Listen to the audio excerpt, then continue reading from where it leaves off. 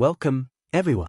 This is your friend, the DN What If, here with another exciting fanfiction. Today, we're diving into the story of What If Deku Was Judged Weak for a Cat Quirk? If you enjoy this video, don't forget to hit that like button and subscribe for more fanfiction content just like this. Now, let's get started with the fanfic. Izuku was born with his quirk. He's seen the photos and listened to his mom and auntie go on and on about how absolutely adorable he was, with little ears and a long tail, but honestly, he disagrees. Cats are born with fur, but humans definitely aren't. His head had looked wrong, normal human ears replaced with unsettling patches of skin, and instead, 2 cat ears were placed on top. His tail looked even worse. A cat's tail is an extension of its spine, and a long growth stretching out from behind him, hairless and bony, was horrifying. Not cute. Izuku really would have preferred it stayed that way. When people thought he was cute or anything of the sort, it was like he lost all rights as a human.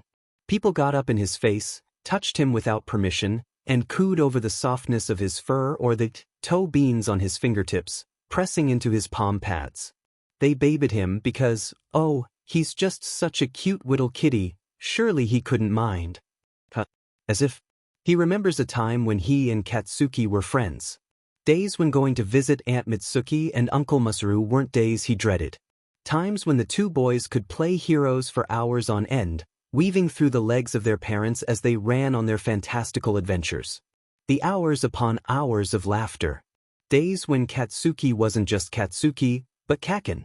Sometimes he would find himself stumbling over the boy's name in his head, having to correct himself with a hiss.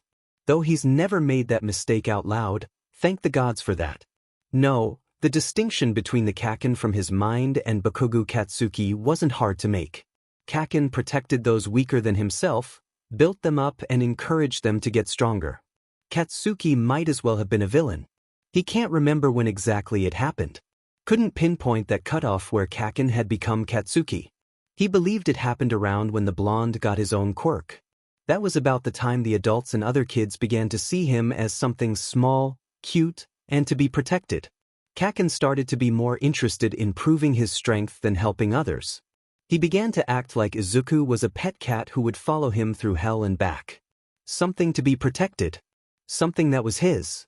At first, Izuku took it as his friend just being a bit more protective. He let the explosive boy pet his ears. He let him insist on walking in front of him. He let him tell the other children to stay away from his Izuken. But he had to stop when Katsuki tried to tell him he wasn't allowed to be a hero. They had been at Katsuki's house, playing Superhero Smash when the boy had said it, nonchalantly as if he hadn't just said something so utterly revolting, so absolutely heartbreaking to the boy beside him. What the hell? Izuku had responded, his ears pressed flat against his head and his tail raised high, flicking slowly side to side. What the F, do you mean, allowed to be a hero? It's no big deal, Izu. The blonde just tilted his head and narrowed his eyes as if Izuku had just said something stupid. You just have to wait for me at home and cheer me on. I'll be able to protect you easier if you aren't risking your fucking life 24/7. Izuku put down his controller. Wait for you?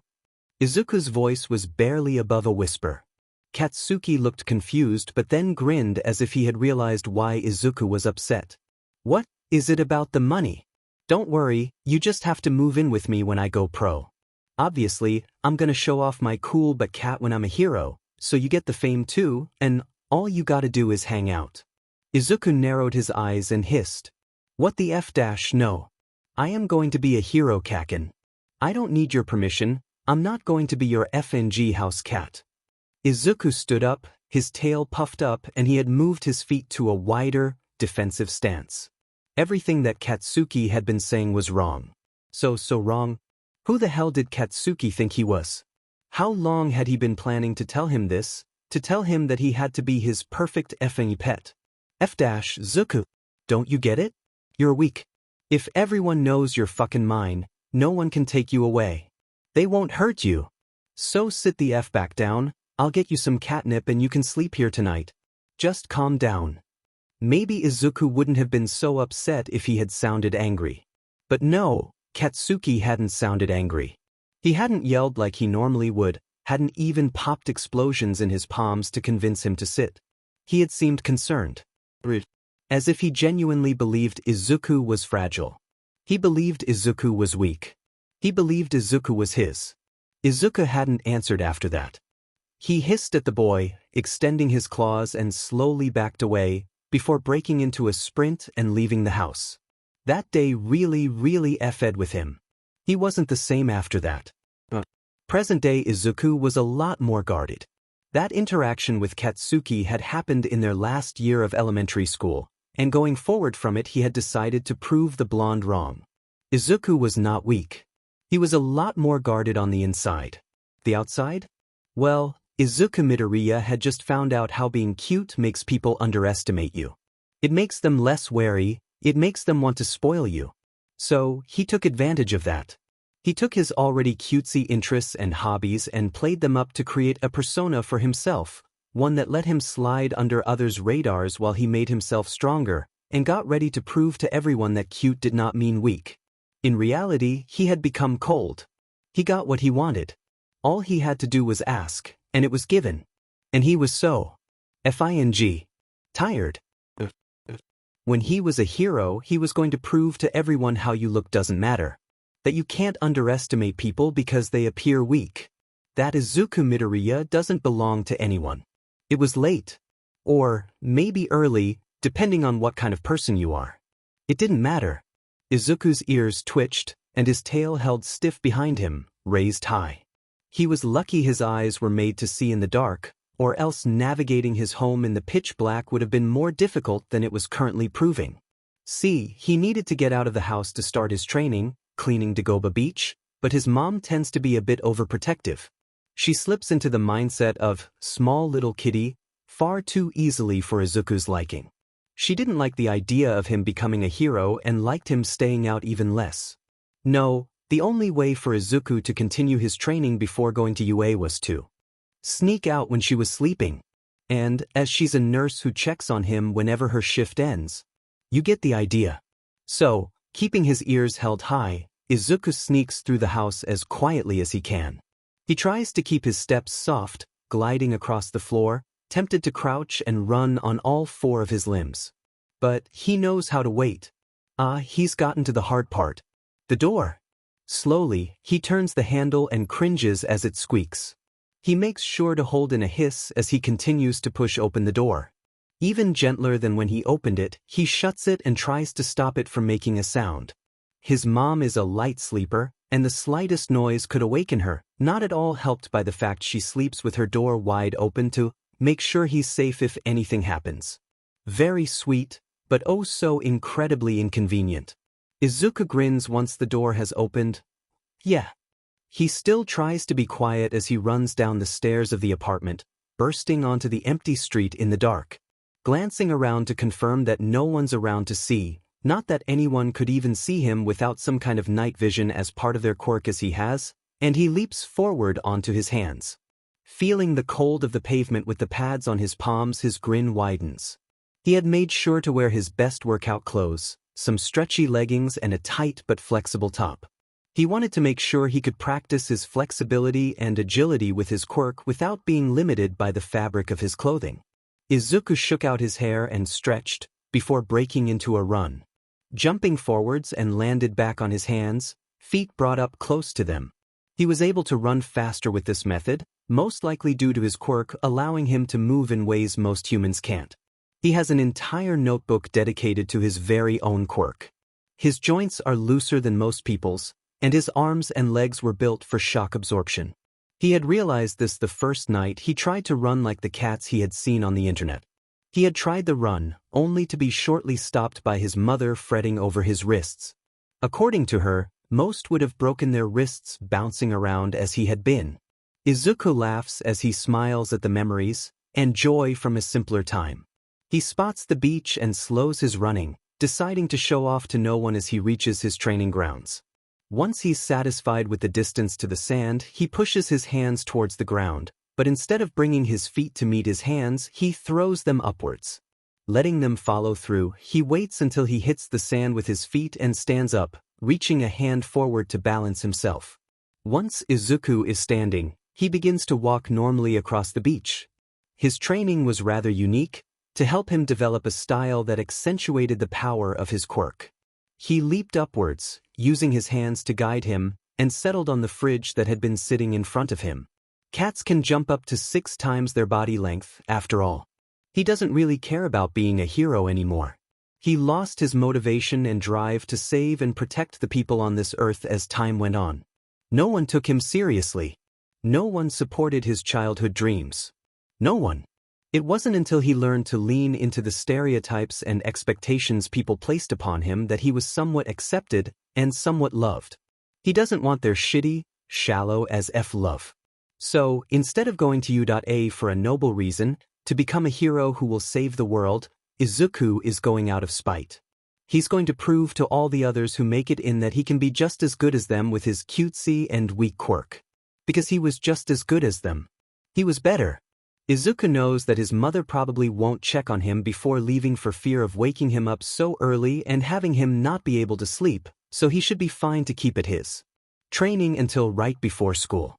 So, he begins running across the tops of appliances, leaping, flipping and spinning. He makes sure to practice his landings, twisting in the air to make sure he lands on his feet, dropping into a roll, and bracing for impact. He hauls garbage towards the road in piles, so he can call someone to haul away the easy-to-grab trash later. Izuku has been doing this version of his training for about a month, and he had already noticed a significant increase in his strength. He was able to push the large appliances, such as the refrigerators, uphill in the sand without too much trouble. His quirk helped mainly with agility and flexibility, but he was also quite strong due to his muscle density being higher. He dragged appliances uphill to the roadside and leaped around through the early morning, praying he would get an email telling him school was cancelled for the day. Of course, he knew it would never work, but he still manages to be annoyed when that email doesn't come, and he has to make his way to Aldra. Izuku knows better than to run in his own style during the day. He knew people would dislike that more cat-like feature. He thinks that's stupid. They preen and ah at the traits that they like, but shun and sneer when he does anything that isn't normal or cute. He basks in sunbeam or purrs contentedly, and everyone loves him. He hisses in annoyance or catches a mouse. They complain or call him gross. His run to Aldra from the beach isn't very long, but he knows he could get there faster if he could just run the way he likes. He really can't wait to send at least half of his current classmates to prison. Or maybe worse. He's really hoping for worse. Maybe he's escaped their wrath, but he knows if he wasn't as smart as he was then there would be no way they wouldn't come after him, as he has seen them do countless others. He doesn't like people very much, and he probably wouldn't give a shit, but it had to do with quirk discrimination. He hates quirk discrimination. People shouldn't look down on others for shit like what kind of quirk they have.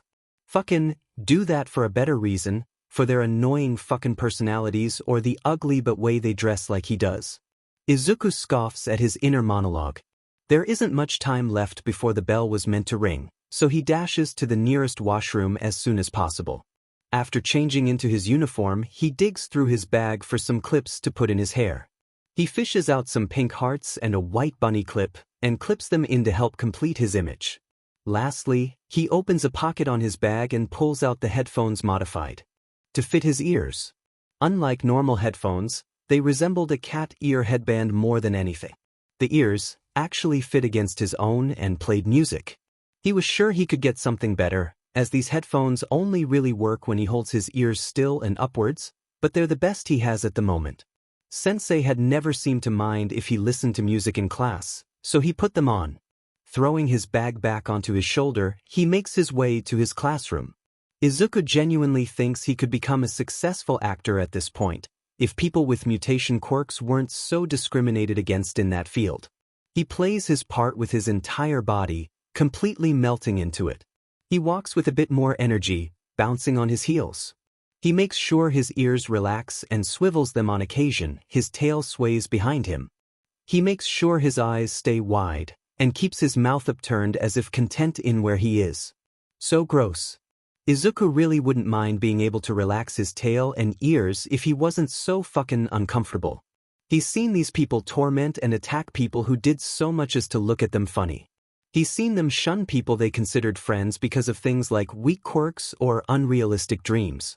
He feels like he has the right to want to raise his ears to alert, to keep his eyes sharp, to hold his tail for balance while he slashes into these quirkest pieces of sheet. But he can't. Not yet. Not yet, not while he's waiting to do so much worse. Not when he's so close to freedom from this hell of an existence. All he has to do is wait. It shouldn't be so hard. He knows he can act however he wants it UA. He knows that acting how he wants there won't ruin his chances of revenge as it would here. The teachers there won't ruin his grades or his chances for success just because he's a little on guard. They couldn't. They won't. He knows it, he knows it, he knows. He knows he should probably open the door to his classroom before he starts weirding people out by standing in front of it for so long. So, Izuku pushes open the door and continues his bounce walk into his seat. He drops his facade for a split second when he walks past Katsuki and flicks his tail towards his desk. His smile comes back as soon as he hears the blonde's pen hit the floor.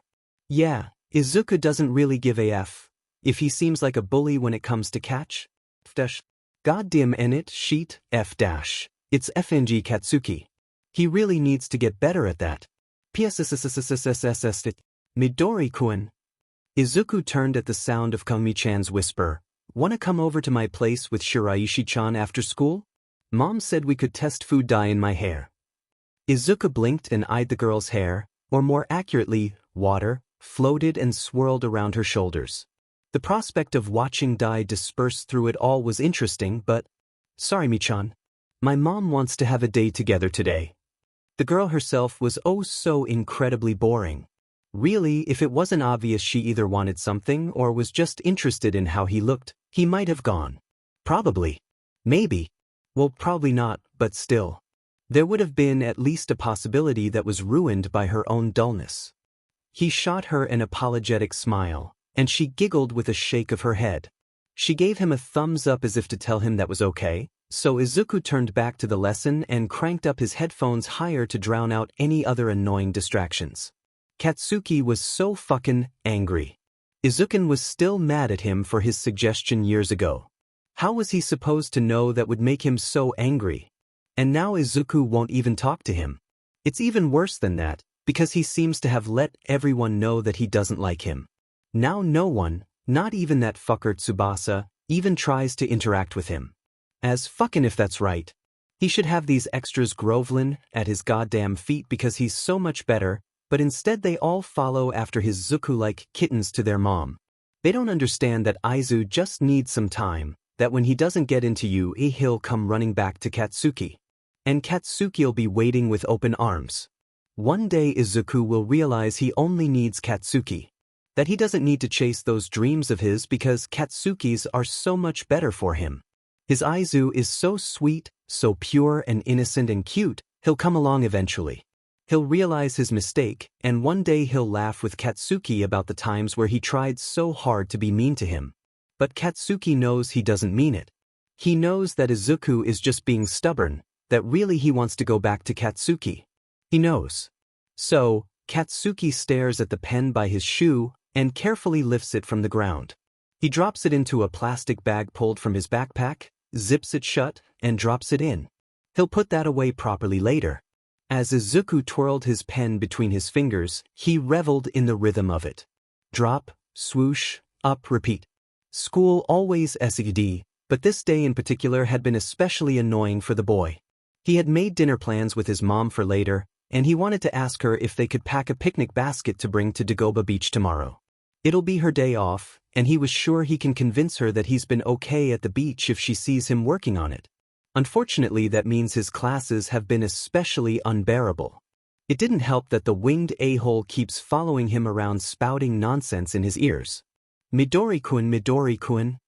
Izuku stifled a hiss as he heard the boy calling him for the 5th time that day, using that stupid nickname. He spun on his heel and leaned forward to respond to the boy, trying to keep an innocent look on his face as his patience began to crumble. He only had 1 week left. 1 week before middle school was over and he could finally be where people can't judge him. Tsubasa-sen, I almost missed you there, what's up?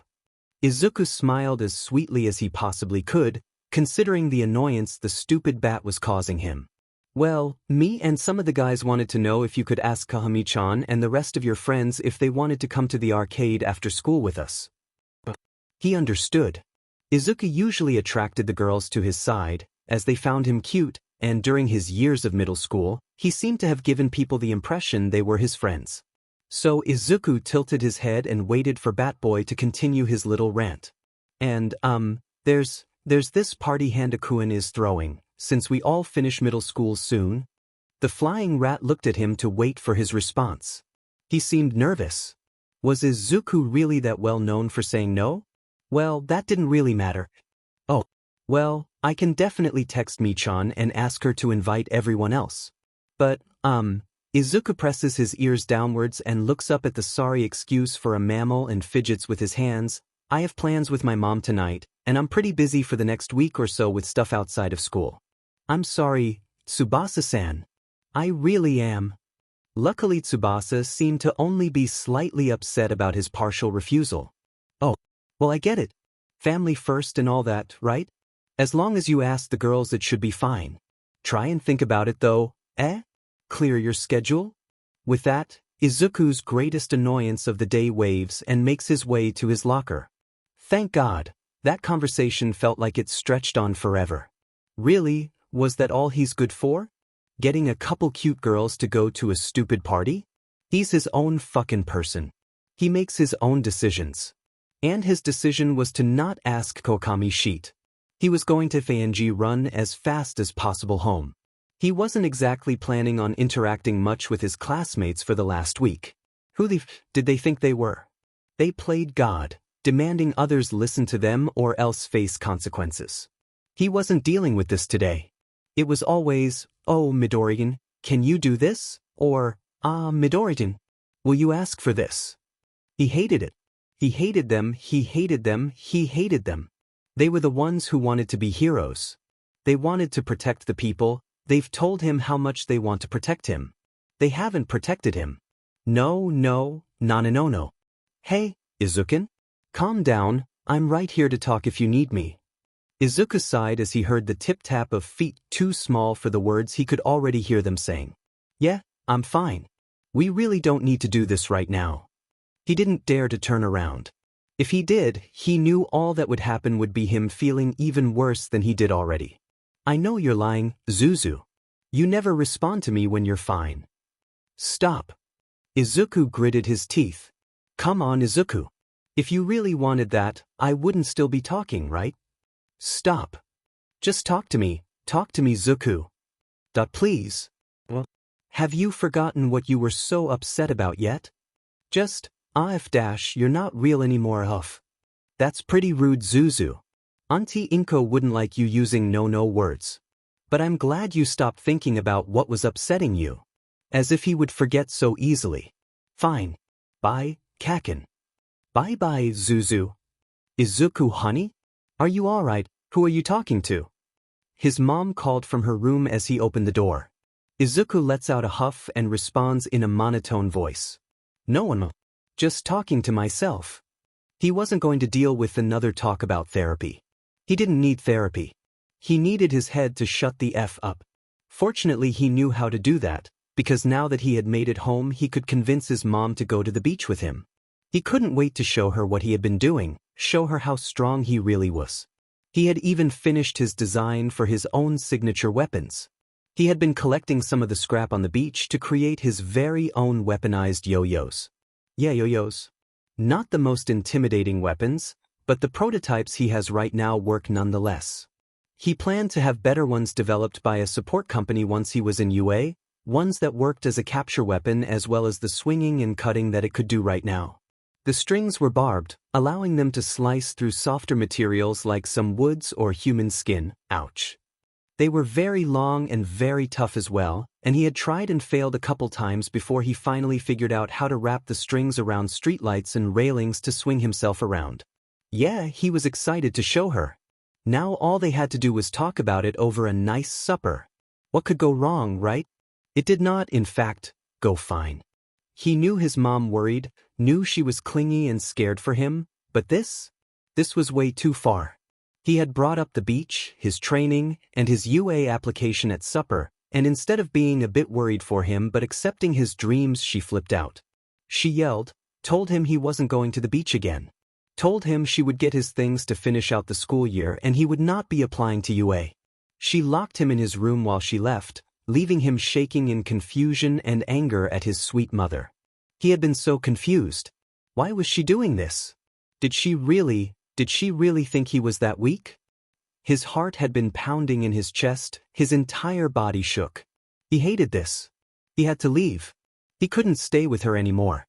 Of course she had apologized for yelling when she came back. Told him he had scared her, that he wasn't to joke like that again. But she didn't go back on her word.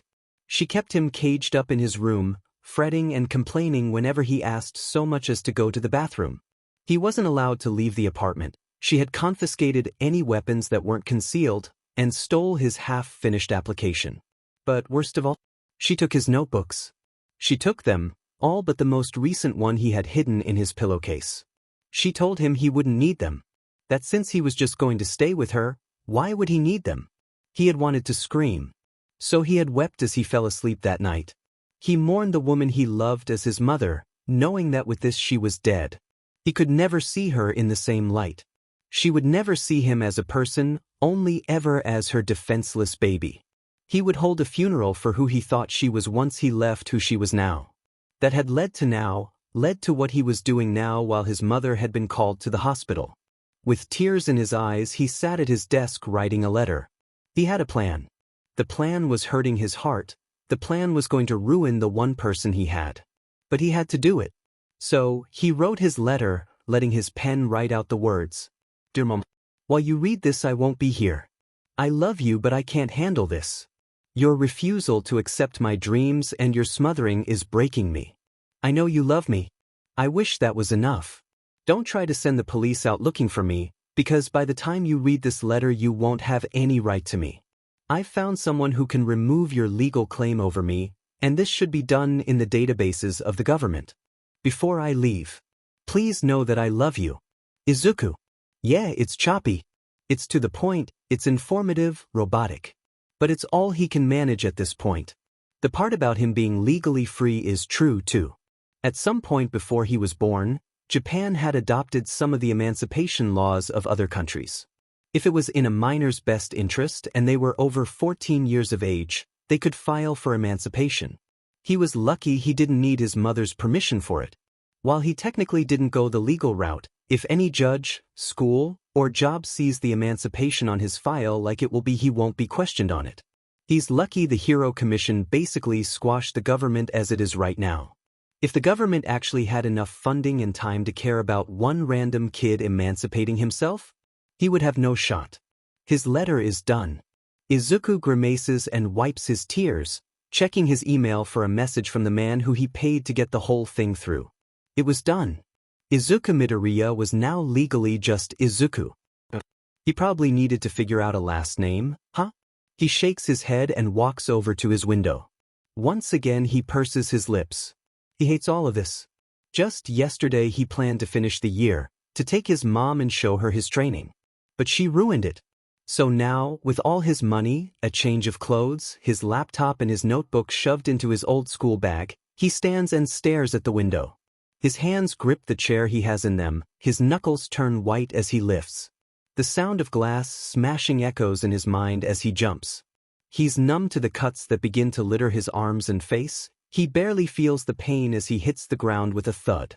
Izuku's breath is heavy. He looks upwards at the fourth-floor window he's thrown himself from and tears begin to form in his eyes. God, I love my Quirk. And he runs. He runs as fast as he can in the night, on all fours as animalistic as he can get. The city seems silent. Eventually he's far enough away from the apartment that it feels safe to slow his pace. Izuku stands and tilts his head at the alley he's ended up in. Hello. He needs to test the waters. He won't be staying if it's already occupied by some other homeless person. Seriously, is someone here? I'll leave if someone is. Maybe it was actually empty? Mew! At the soft sound Izuku almost jumped out of his own skin. A small cat appeared from behind the dumpster and stared at him with a tilted head. It had the same inky black fur as his own, the same bright green eyes as his. He smiled.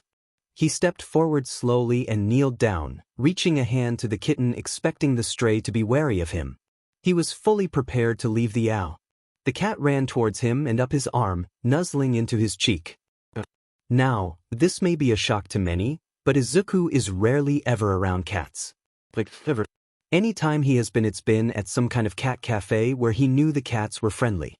It seems that this kitten, that he was incredibly sure was a feral stray, seemed incredibly content to purr and press into him on his shoulder.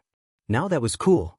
And the perfect distraction from the shit that was happening in his life right now. He walked over and sat beside the mostly empty dumpster so he was hidden from the view from anyone who passed by the little alley, and pulled out his notebook. There were only 2 pages filled, all about him. The first, a sketch of his ideal costume and support items. The second, a quick explanation of everything he planned to be. Underground or limelight, persona, the works. He flipped the page and started a new one. A section that would probably take him a while to complete. Quirk analysis and applications. So, he allows the kitten whom he had named Nyx to get comfortable in his lap and writes about himself. He writes about how his muscles were dense and strong, even though he seemed small. He writes about his joints, the extreme flexibility and the shock absorption that they give him. He writes about Nyx and how she shows he may attract cats to himself. He writes and writes until his wrist is aching. He writes and he writes and he writes. He finally closes his book as the sun begins to rise, tucks it into his bag, and lifts Nyx from his lap to get comfortable on the ground. She gives a hiss in annoyance when her rest is disturbed, but seems to be fine with lying on his back to continue her sleep. God, he really needed this. After all the crazy shit that's happened in such a short amount of time, he was somewhat relieved to have a day to himself so he could sleep.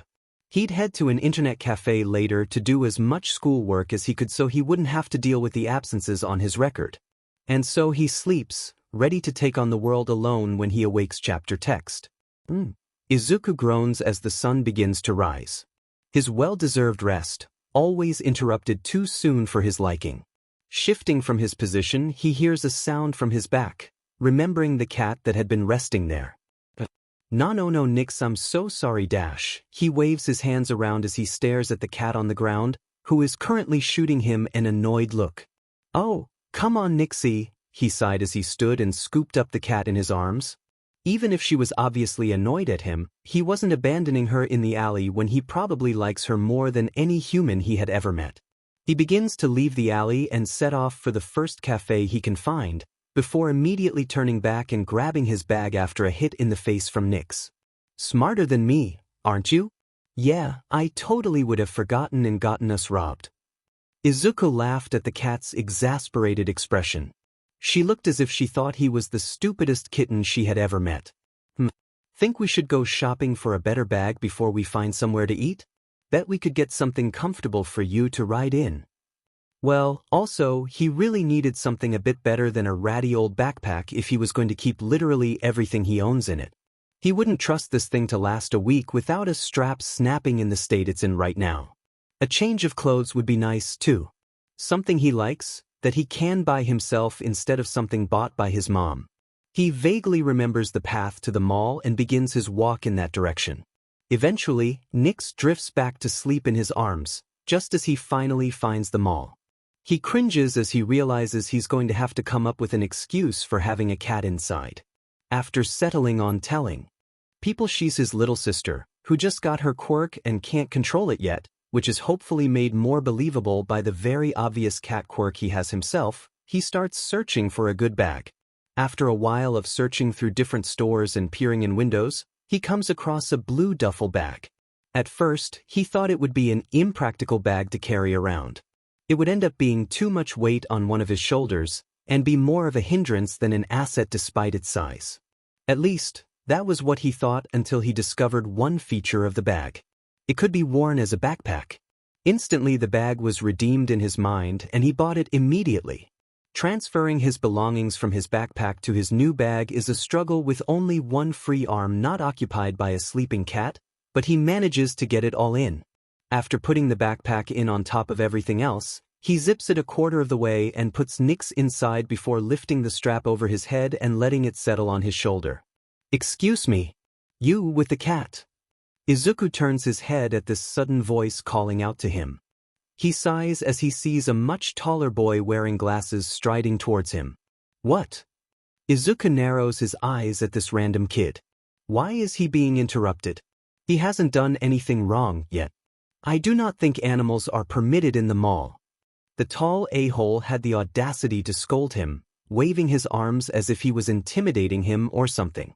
"Do you always run up to strangers you know nothing about to tell them off?" Izuku stares at the blue-haired boy like he's an idiot. What is this dude thinking? Like, Izuku expected for a store employee or some random old person to try and tell him off. That's what his plan was for. But this? This was some kid his age trying to show off how superior his amazing morals are. That's stupid, and he isn't going to even try and be polite. The boy in front of him sputters a bit at being called out. Izuku takes it as a chance to continue. "And, seriously, before you charged up to me, did you not take the time to think? That boy has a very obvious cat mutation. Maybe, just maybe, that has something to do with the cat he's carrying around." Izuku hisses at the boy who is starting to look more offended than surprised. "Well, I dash." The boy starts but is promptly cut off by a hiss from Izuku. "No. I don't expect you to say anything smart, as dumb as you obviously are, so I'll explain and get on with my day, got it?" The skyscraper kid is glaring at him now. Must not like being called out like that. This isn't a cat. My little sister just got her quirk and she doesn't really know how to control it yet. She pops between being a cat and being a kid at random. Izuku glares at the boy in front of him. His excuse is absolute bullshit, but it's pretty believable all things considered. "I see. I apologize for my rudeness, however dash," and oh god, he was going to try and tell Izuku off again for being rude. Nope. Not happening. No fing way. So, as the boy began what was surely supposed to be a long-winded speech on manners, Izuku held his bag tightly so as to not disturb the cat sleeping inside, and bolted. He heard a yell of, "Hey!" from the stuck-up rich kid he had been talking to just moments before and giggles. As he slows down, that giggle grows into full-fledged laughter. He notices some people slow down and stare. He watched people whisper to their friends and redirect their kids. He doesn't care. A break. That was what that was. He finally was able to relax. To have fun, to tell off an annoying hero wannabe. Oh god, he was so relieved. "Zukuin? Shit. I think you're scaring people." Izuku sighed as his laughter was cut short by the stupid voice of a boy he knows he'll never see. That was short-lived. "Oh, is that Nix? She's cute." Kachen's voice was so clear. Izuku ignored it and started walking to look for the next store he wanted to visit. He was excited to buy something cute, and he wasn't going to let some stupid voice ruin his fun. "Aw, come on, Izuku. I missed you. Don't you miss me?" "Oh, the dresses in that window are cute." He wonders if they have any in red. "You can talk to me about everything that's happened, Zuzu." Would they be able to make quirk modifications for his tail? It could get uncomfortable if he had to just hold it still under the dress all day. Come to the silent treatment, really? Sensei told us it was rude to ignore each other. Oh, they have a sign about quirk mods? That dress is cute. Are you going to buy it? Is it expensive? Oh, nice. They have different versions in the back for animal mutations. And it's cheap too. He should still have enough for a couple light meals. Fine, I'll go. The voice of his old friend grumbles as it finally decides to admit defeat. But Izuku hums as he wastes a bit of his precious money. He knows he should be saving these funds, buying only what's necessary, not frilly red dresses, but he couldn't help himself. He needed to do something by himself.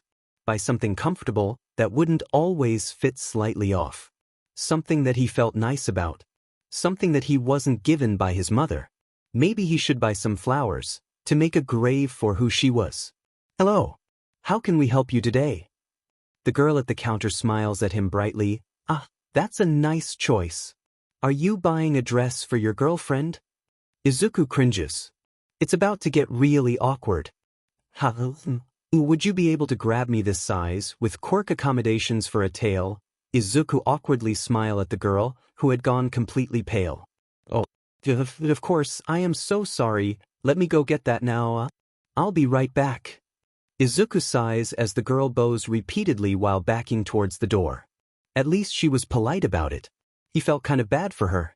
Not even a minute later she rushed out holding the modified version. Here you go, Suga. I apologize. He smiled at her slightly and allowed her to bag the dress before leaving. Nyx was finally starting to wake up by the time they left the mall. She sat up in the bag and looked around for a bit before jumping to Izuku's shoulders for the walk to find a cafe. Oh, morning, Nyx. Izuku reached up to scratch her under the chin. You slept the entire time, we're going to go find a cafe and get some food. They should have something you can eat, too. Maybe we can find a cat cafe. Nyx mews in response, leaning into the pets. Izuku smiles a bit and searches for a place to eat. He finally finds a store. That Nyx is able to get in without much discourse. A small cat cafe hidden away on the corner across from the park, in which he would probably be sleeping in tonight, that seems to sell some cat-friendly foods as well as something he could eat. Izuku immediately went to the counter. A girl with pink hair and skin was leaning against it on her phone. Hello. Izuku waved at the girl and watched her jump and drop her phone against the counter in surprise. Oh, sorry, no one came in today, guess I got kinda distracted. Izuku just blinks as she checks her phone for any cracks. It's fine. Can I just get something safe for cats and a blueberry muffin? Izuku was too tired to deal with more bullshit today. He wasn't even going to pretend he cared about her excuse. Of course. She grabbed a muffin from behind the glass and reached up for a can of wet cat food on a shelf behind her. Izuku thanked her and paid before sitting down at a table with his laptop to start working on his UA application. He plugged his phone into an outlet beside him as he did to make sure it wouldn't die on him sometime important. He needed to update some things on his application, like his address. He switches it to a P.O box he got set up for himself at the same time as the Emancipation, and prays that should be enough for the school. He looks up to see the cashier girl holding her mouth and trying not to laugh in confusion, before realizing what was happening. Nyx was sitting eating her food normally, but even she seemed amused at the sight before her. It was like every cat in the place wanted to be as close to Izuku as possible. He had been ignoring it as he worked, but a cat had climbed up to his shoulder, one was sitting directly on his head, and another was stretched across his lap.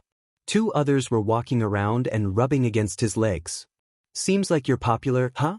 The girl got out that little quip before bursting into laughter at the display before her. Izuku began to turn bright red. It's a part of my quirk. It's not my fault. He tries to defend himself to no avail as the girl just continues to laugh. What? Oh my god, she's literally on your head. Whatever you say, kitty cat dash. Oh my god dash. It's like you're covered in catnip or something dash. Don't you dare bring out catnip dash. This is the best thing I've seen all day. I'm going to cry. She was keeled over and holding her stomach at this point. Izuku was trying, unsuccessfully, to try and get the cat on his head off. You should come back sometime. They really look like they like you. The girl was calming down now, wiping a tear from her eye as she talked. Actually, we are hiring. If you write an application right now you'd probably get hired as soon as the owner reads it. He's not exactly picky about his employees and he pays pretty and well. Izuku considers it for a moment. Does he want to work with the girl who just spent so much time laughing her butt off at his suffering? But he can get his middle school done in the night since he's not actually going, meaning he could work full-time, and if it pays well maybe he can even get an apartment for himself instead of having to put a P.O box as his address. Izuku sighs in defeat as he gives up on his attempts to get the cat off. My name's Midoriya Izuku. Just call me Izuku. Want to help me type up a resume? The girl beams at him as if he had just told her he was going to pay her tuition. Ashido Mina. If you're Izuku, you should call me Mina. I'd love to help. The rest of his day was spent making a resume and chatting about their, apparently, shared plans to go to the UAS Hero course in the next school year. The best day he's had in a while. Izuku had gotten the job. And Mina hadn't been lying about the pay, either. Izuku was sitting on 1,150 yen hourly while working full-time. He hadn't been working at the cat station for long, about 2 weeks at this point, and he had been able to secure an apartment just a few buildings down from the cafe. Him and Mina were planning on going there after work to get him settled in for his first night, as the girl had insisted on helping. He had noticed it was only ever him or Mina on the schedule by his third shift, and had asked her about it. Apparently that was why the owner was so desperate for someone new. He had needed to fire the only other employee about a week before Izuku had started, and Mina could only work after school. All that had led to the two hanging out whenever the store was empty, which tended to be any time after lunch had passed, as they were popular for breakfast and a nice place to hit for lunch, but they had no supper options. This empty store is what caused the current situation. Izuku no. Mina looks at the boy in horror as he stares proudly at the first person he's considered a friend in a while. Oh my god Aizu, that's so gross. Izuku was crouched down like a cat proudly in the doorway with a mouse between his teeth. He had leapt over the counter and out the door after seeing it scurry past the window, and had gotten to it just in time. If a gift for the cats. He grins at her as he finally stands up and spits it out into his hand. Unless you want it, of course. He holds it out to her as she stares at him in disgust. No no no. Grus, put it outside. Mina rushes up to him, before turning him around and beginning to push him outside while he places a hand on his heart. He fake gasps dramatically, Mina, how could you do this to me? To face such discrimination, how awful. He grins as he goes limp against her pushing. Aiken, it's a health violation. She finally manages to get the boy out the door. Now drop it. Fine, fine, I will resign myself to eating human food in the future. Izuku says as dramatically as he possibly can. Don't make me force feed you cat food, Izuku. Because I will. Now come on and wash your mouth out. That was a goddamn mouse from the streets. Who knows what kind of diseases that thing had. Mina grabs his arm and begins to drag him towards the employee washroom. Now, I'm made to stomach that kind of stuff. Been catching mice since I was a kid. That does not make it any less gross. Ah, my queen, your words hurt me so. Oh, you drama queen. Mina shoved him into the washroom. I'm going to watch the counter. Feed the cats when you finish. Fini. Izuku washes his mouth out as Mina demands and then goes to grab the bag of food for the cats. As he pours it out into their bowls, he spots someone walking up to their door. And holy shit, did he look tired and familiar. Mina. I'm going back into the kitchen to make a new pot of coffee. He calls out as he makes his way behind the counter. Why would yo? Oh. She gives him a thumbs up when she hears the bell ring and sees the tired-looking man walk in. Welcome. You came in at the right time. My coworker just went to brew some fresh coffee, if you'd like some. Mina gives the stranger a smile. He looked as if he had been up all night, and was slightly scary looking, but they were used to a whole lot of interesting customers because of their location. Yes, please. 3 large to-go cups and 1 cup to sit in, please. The man gave a huff. Of course. Mina grabs the to-go cups from the shelf after taking his money and disappears into the kitchen with Izuku, emerging quickly with the coffee. Izuku followed her out. I just fed the cats, but if you give them anything to eat you'll be their best friend. The familiar man grunts in response and Izuku raises his eyebrows. Odd response. Who's the one on the display case? The man points over at Nyx. Ah, she's mine. She doesn't really like most people, but she comes with me everywhere and my boss doesn't care. Izuku looks at the man somewhat wearily. People usually don't ask about Nyx, content to play with the other, friendlier cats. She's pretty smart. She has some kind of intelligence quirk. Nyx nods her head at him in agreement. The man just goes back to his coffee and petting Midnight, who had jumped up onto her lap. What are their names? His voice was monotone and freaking Izuku out. The one you're petting is Miss Midnight, she's the friendliest, and that one by the window is Mike, he showed up yesterday and kinda just stuck around. The others were named by Mina and the owner, so they aren't really hero-themed, but that one's Disco and he's Milk. Izuku points out the last 2 cats to the man. I see. Who named Miss Midnight and Mike then? Oh, I named Mike, we had his show on for background noise when he showed up. Miss Midnight got her name because the actual Midnight shows up here pretty often, I guess. The man seems amused by that little fact. God damn it, Nem, keeping the good coffee from me? The man seemed like he was done with the conversation, so Izuku stepped back behind the counter with Mina, who had begun scrolling on her phone. Hey! The customer walked up to him and Mina after 5 minutes had passed. Would you be able to put a pot on around this time for the next couple of days? Oh sure. Thank you for coming, mister. Mina looked up at him for a second. Eraserhead. Izuku went pale. How had he not recognized the man? He's had multiple interactions with him before, when training in the night. The pro had caught him jumping rooftops. He hadn't ever seen the man in the daylight, and had only ever seen him with his goggles and capture weapon around his neck. Eraserhead, Izuku muttered to himself. Haven't seen you running on rooftops the last couple days. Was getting worried. Eraser smirked as he left the shop. Mina just stared at him with the most confused and amazed look on her face. You are going to tell me everything. I thought you would say that. Nyx sits on Mina's shoulder as Izuku locks up the store, staring at Izuku as if disappointed he hadn't mentioned his chance meetings with the underground hero beforehand. Let's go, let's go. Come on, Izu, come on, come on, come on. We go eat, and then you take me for this training. Mina squeals in excitement. Mina, I'm going to tell you this now. My training is heavily based on my quirk. Some of it might help you, but a lot won't, so if you're going to train with me, we're going to have to make you your own regimen. Izuku looks at Mina with a serious expression before softening. And, please, please don't. I can. Izuku looks up at her, just realizing his eyes had met the floor. I won't think any less of you for anything that you do during your training. How dash? Izuku, I'm not stupid. I've seen the way you tense up when anyone mentions your quirk in a certain tone. I heard you hiss under your breath when that customer from the other day called you Dash. She's quickly cut off by a low growl beginning to come from Izuku. That helps prove my point. Look, I've had to suffer through discrimination myself. I mean, how often do you see a girl with pink hair and skin with yellow irises and black sclera? Mutant discrimination SCKS. No matter how that discrimination is displayed, it SCKS. I don't care about your quirk, Izu. You don't have to worry. The two stare at each other for what feels like hours.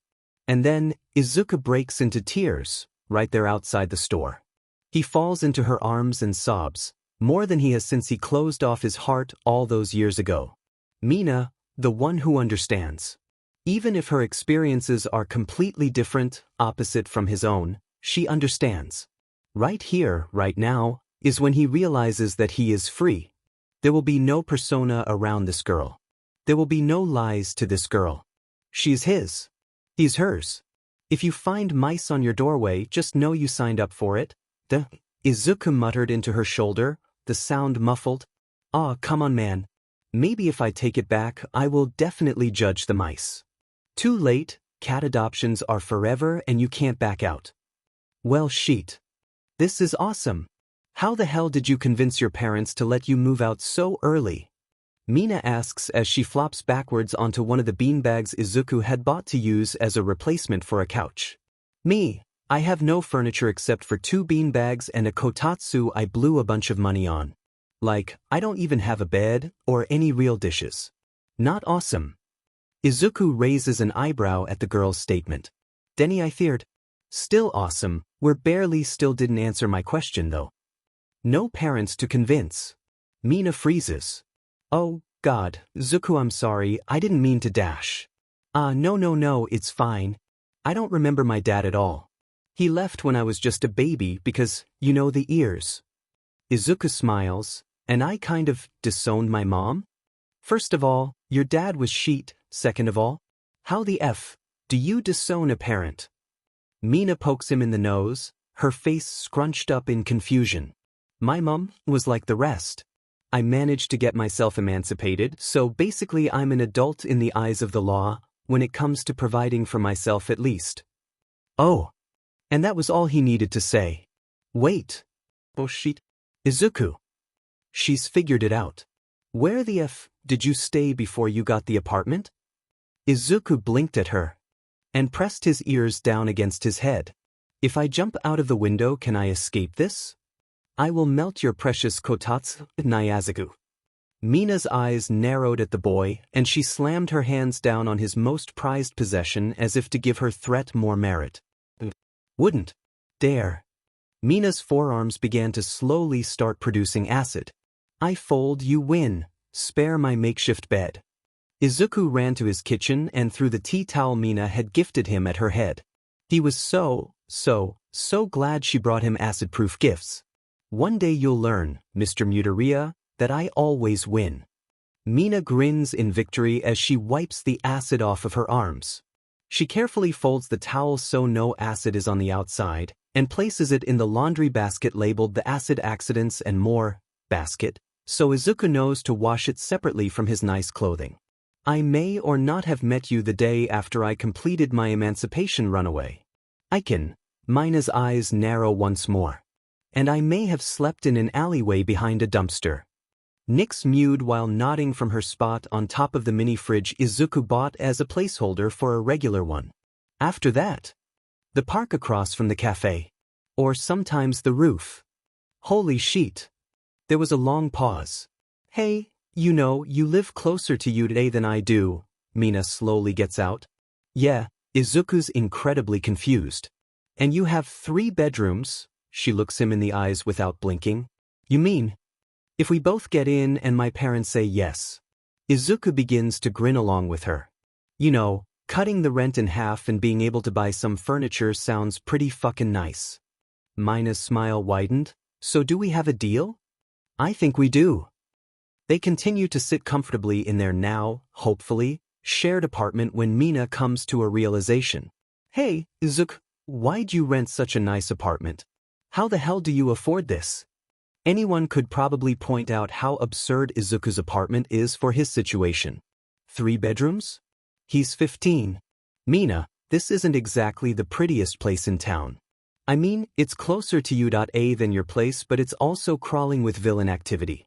We have a literal crowbar behind the counter in the cat station. He deadpanned. Oh. Yeah, actually, that makes sense. Are you ready to change and get going? Izuku stands up from his beanbag and stretches his arms. I can check out my future room, too. Mina follows suit, shooting upwards. How confident. Izuku grabs his No, not enough, his sister's hand and takes her to the first room in the small hallway of his apartment. None of the rooms are very big and I kind of want the one at the end, but they're pretty nice. Izuku waves his free hand around as he talks outside of the door. Why do you want the one at the end? I'm fine with any, that's just a weird choice. Izuku grins. The window's wider in there and looks out at a fire escape on the next building. Makes it pretty easy to lay in the windowsill or get onto the building roof. Okay, yeah, that tracks. I'll knock on your door when I'm ready. Got it. What the hell do you mean you can't make him come home? Inko slammed her hands onto the desk of the detective in front of her. Ma'am, I apologize, but if you look here, he's legally emancipated. You have no legal grounds to put out a search warrant. Tsukachi sighs at the woman. She hadn't stopped bothering him for days. The worst part's how everything she says appears to be true. Oh, you don't understand. He's my baby. He's mine. He can't protect himself all alone out there. Most of the time this would motivate the detective to open a search for the missing person. But this isn't right. While his quirk may mark the woman's words as true, he knew they weren't. She genuinely believed her son belonged to her like a possession. She believed he was weak. The words marked as true, because in her mind they were. Tsukachi, however, knew the boy was doing just fine. He had seen the boy, went to find and check on him after Midoriya-san first came to file a report in tears despite his inability to really do anything. He was doing better than fine. Tsukachi was served by the child himself in the place he worked. He saw him laughing and joking with a girl he referred to as his sister when questioned. He learned through his investigation he had rented his own apartment. He finished all of his leftover classes with top grades on each assignment, and he seemed to be doing perfectly. The woman was completely and utterly wrong. And Tsukachi really wanted her to get out of his office. Whoa! Izuku yells out, jumping from place to place on his hands and feet across the roofs of the city with Mina tailing him close behind.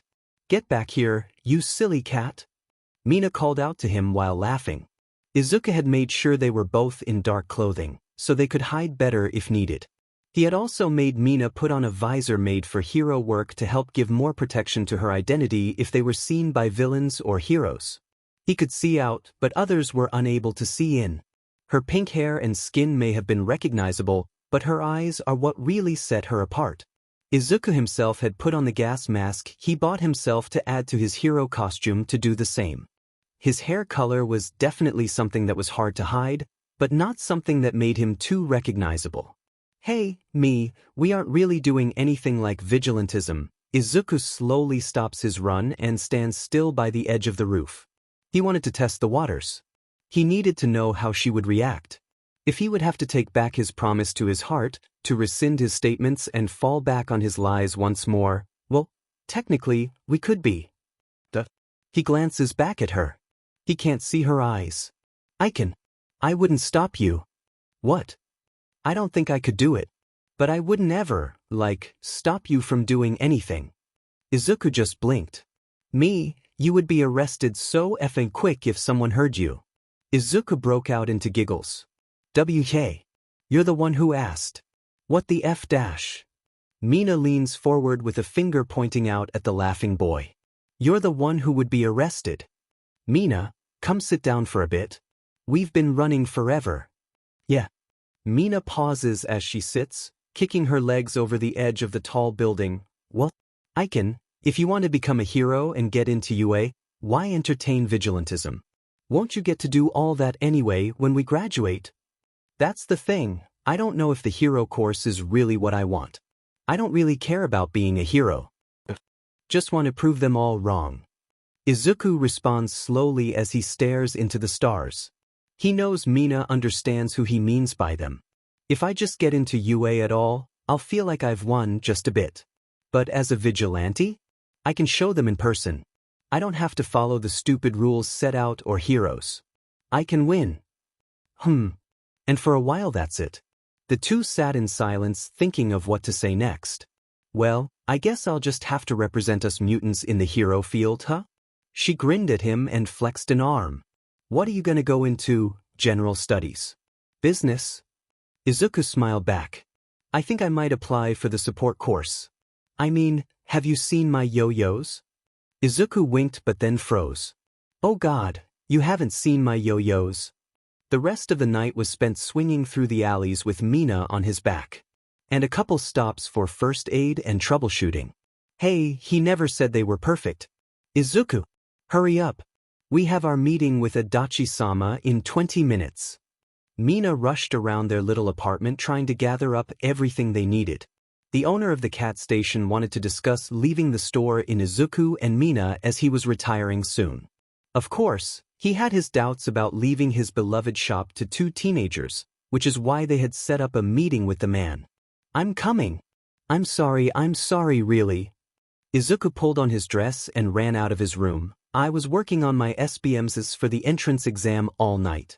Only a couple weeks left, you know." Izuku opened the clasp and let his tail through the hole underneath it, quickly clipping it back in its place. "Well, I told you to go to sleep on time, Aiken. Come on, hurry." Mina latched onto his arm and pulled him out into the hallway. Neither of the two could drive, but luckily the store wasn't too far. They ran as fast as possible to make it on time. "Aiken, maybe don't run your way today. I'm sorry, but I can't keep you up." She struggled to keep up, panting and running as Izuku kept in front of her. "Ah, Finn." Izuku allowed himself to flip over onto his feet, not stopping in the progress. He smirked. "But, Mina, what makes Ja think you can keep up with me normally either?" "Why you?" Mina turned pinker than normal and sped up her pace to catch up with her friend. "Get back here, you mangy alley cat." Startled people moved out of the way while they bounded by. "Oh my. Such lively children, aren't they?"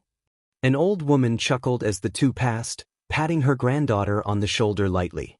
"You never know, Achiko, they may just be your friends in the future."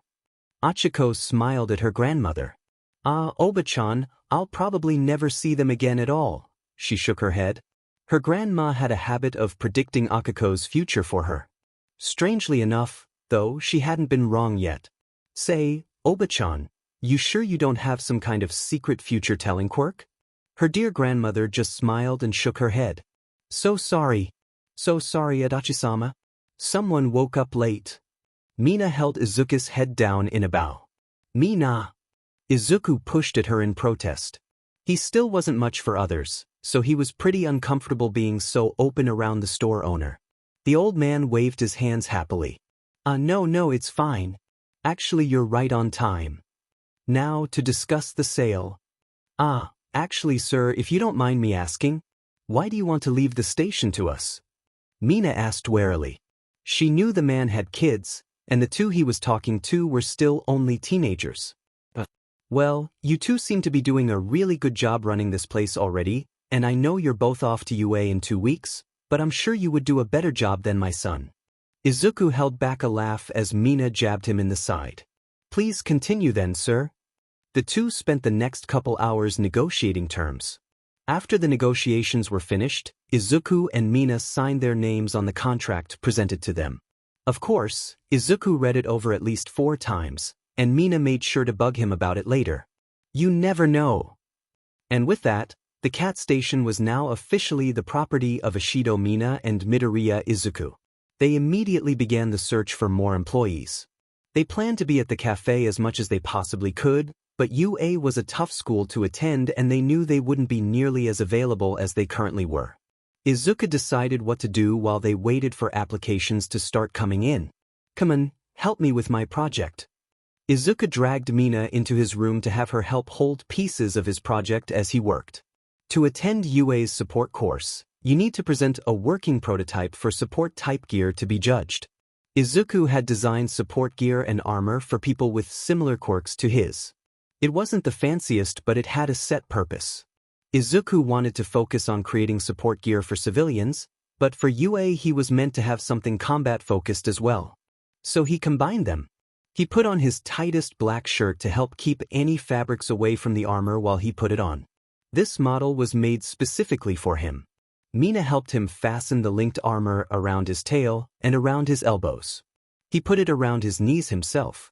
The goal was to enhance the natural shock absorption of his joints and slightly weaponize his tail. The plating around his tail helped to weaponize it. His fur was short, not getting in the way of the metal. The plating had been cut with small razor-like incisions, allowing him to do minor damage with his tail as well as protecting it from slashes and such during a fight. The braces on his knees and elbows made sure to leave room so he could bend and move them with full mobility. The insides were lined with a special rubber to absorb shock and the outsides had thin metal coating for added protection. Again, they were simple, but only part of what he had prepared. Grab the thing from the place. How descriptive. Mina seemed to understand him anyway, and got up to grab the thing from the place. The thing was a large belt-like strap that Izuku slung over one shoulder before tightening it so it fit tightly across his body. The utility belt had many notches, each holding reinforced plastic bottles. Every other bottle appeared to be empty. Okay, now fill these with your acid. Izuku unloaded each empty bottle onto the table and glanced up at her. Please. Mina blinked in confusion. But? Please? Remember when I borrowed that bottle from you last time? I think I have the formulas down. Mina just looked at him and began to fill each bottle with her acid. Thank you. I made these for you, so when you use it you won't need the acid bottles, but I need them for my demonstration. For me? Thank you, but what are they? Oh, yes, come on. We gotta get to the beach and you can test them for me. Izuku grabs 2 wrist braces that seem to have slots for the bottles to be inserted. I can. Are these what I think they are? Izuku just grins at her. Takoba Beach. Izuku happily exclaimed as Mina cringed at the piles of trash. Now, Mina, these braces are modified versions for people who aren't, well, you, so you're going to need to use the acid bottles. Eventually the acid brace should be able to refill with acid as you release it. For example, you start producing acid above the entrance and it'll collect and store it. Yeah, just let me break stuff. While Mina may not have been a fan of the icky trash piles and smell, she was super excited. Izuku fitted the wrist braces around her wrists. Okay, so this bit here goes around your middle finger to help keep it stable, but it also controls the mechanism for shooting the chemicals. If you press down twice quickly, it should shoot out. Izuku explained as he grabbed one of each different type of bottle. Acid on your left and chemical on your right. It doesn't actually matter which goes where, but you'll have a limited amount of chemicals, so you'll want to be as accurate with it as possible. Mina nodded along as he talked. She was still really flattered he had thought of her when making his devices. This is really important. I'm going to label the bottle lids too, but right now they aren't. Izuku held up 3 different bottles, each containing a different color liquid. Pink is for capture, purple is for distraction, and blue, well, blue goes kaboom. Mina grinned. Shoot it at that fridge over there. The chemicals should be harmless by themselves. They only really do anything when they react with your acid, so it doesn't matter if you shoot one at a time. Probably better to do that at first and start trying to shoot them at the same time later. Izuku was practically bouncing in place now. You could tell he was really excited to see if his invention worked. So, Mina took a deep breath in and shot. Pink liquid flew outwards, hitting the bottom of the fridge with a splash. Silently praising her aim, she let out a blast of acid with her other hand. All of a sudden, the bottom of the fridge exploded into a puffy pink cloud. Izuku squealed and ran up to the fridge. He pulled out the box cutter he had stashed in his pant pockets and sliced the puffy substance. The substance just pushed inwards and bounced back. Yes. How do we get rid of it? Izuku smiled even wider. Put some more of your acid on it. If I got the ratio right, it shouldn't react further and just dissolve. Mina shot the bubble with more acid to get more of a feel for it and watched the puff begin to dissolve. Thus, each bottle has 3 shots. The explosive stuff is harder to make, so you won't have as many of those. And the purple ones just cause mild skin or eye irritation because they dilute your acid a whole lot. So these capture capsules will be your best friend. Mina smiled as her friend babbled on about all the ways she could use this to her advantage. She couldn't wait for them to get into UA together. Okay, remember, you won't have your blasters during the exam. Izuku fretted over Mina as they got ready to leave the apartment. Nyx sat on his shoulder and nodded along to his worries as Mina sighed. Me and Nyx will be in the building. I swear, if you need us, just come find us. I'm finished. I've trained without my blasters too. She held up her hands as Izuku continued to bounce around adjusting parts of her outfit. He had forced her to put on a jacket for the walk, just in case, and had made her change at least 3 times trying to give her something comfortable to fight in. Are you sure you'll be able to bring Nyx in? I don't think UA usually allows pets, Aiken. Mina poked him in the cheek, laughing as his ears and tail stood up straight. He hissed and she just laughed harder. Stop that. He pushed her hand away, and I'm sure I can figure it out. I'll just tell them it's because of my quirk or something. I don't think Nizu would kick out another animal with an intelligence quirk either. Nyx jumped from Izuku's shoulder and curled up on his bag. The Randasiru was big enough to carry most of his creations, and Nyx seemed to approve of the flat top she could ride on. You're probably right. Mina nodded. Sheet, we should probably go now. She glanced at the clock. Izuku seemed to have a knack for showing up late, and she wasn't being dragged down with him, if she could help it. Maikon, remember, I'm going to come find you for lunch when we finish the written exam. I have sandwiches, and I packed a couple extra if you find a friend. Izuku held Mina's hand, dragging her along as he mumbled his plans for the day.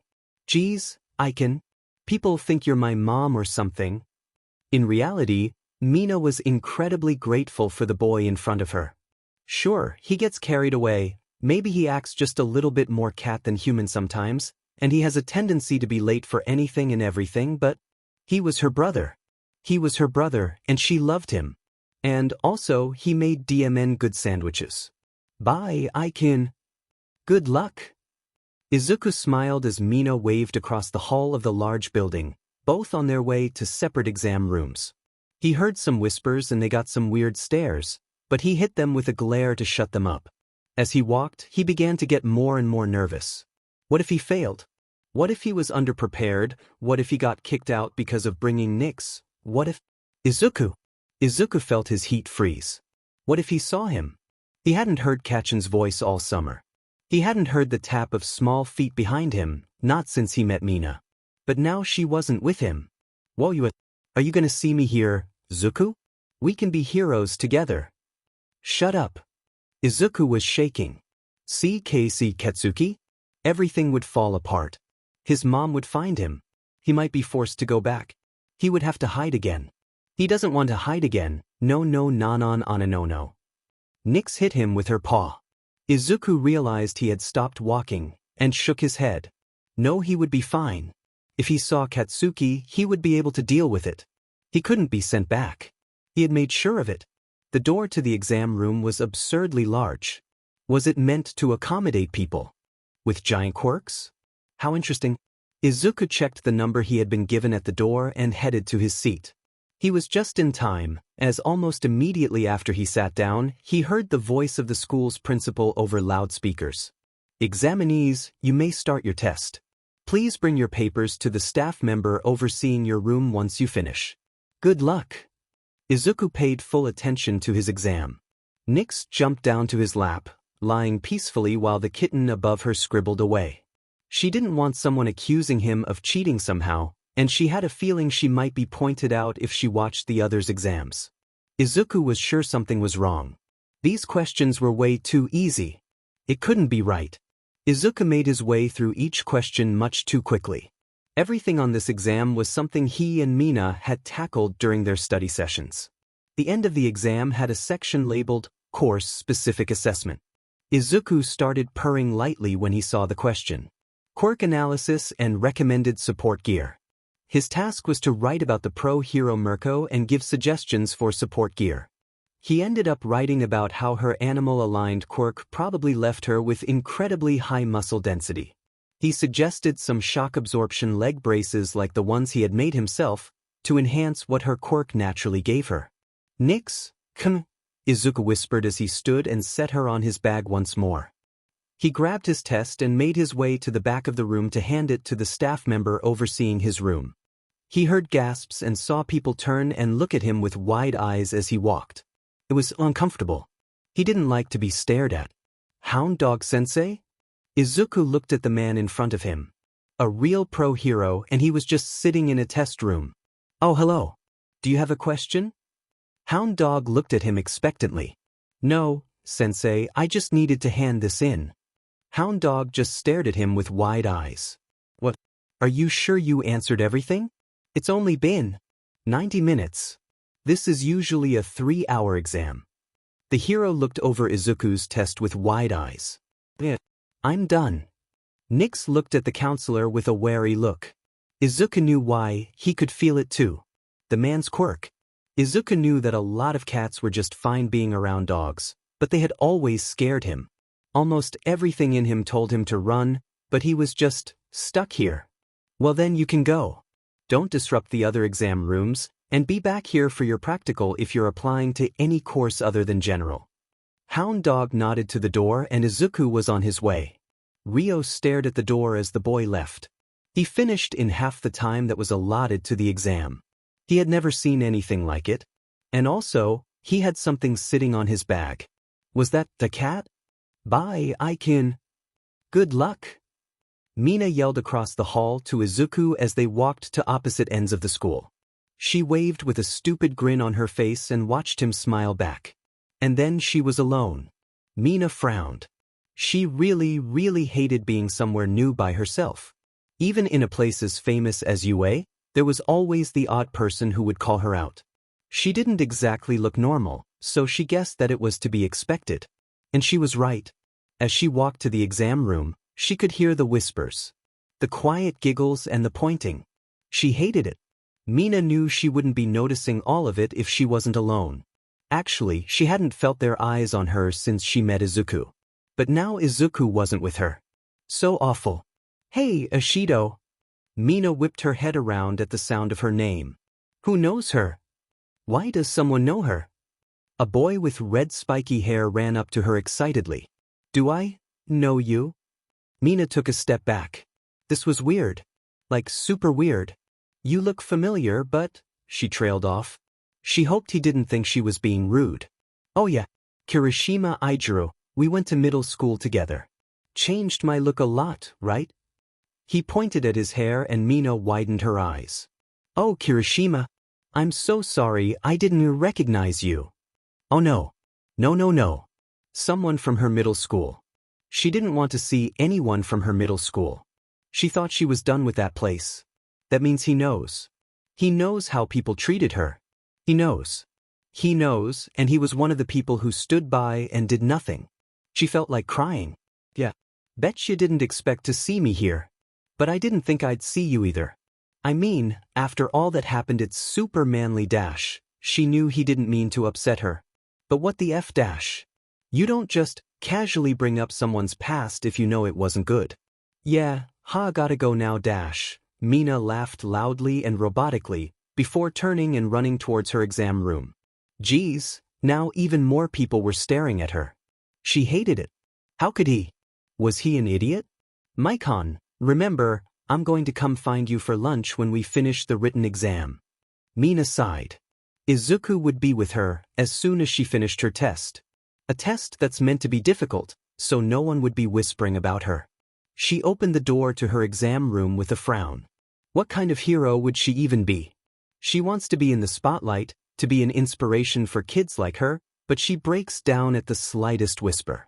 She shook her head and made her way to the desk she was assigned. Examinees, you may start your test.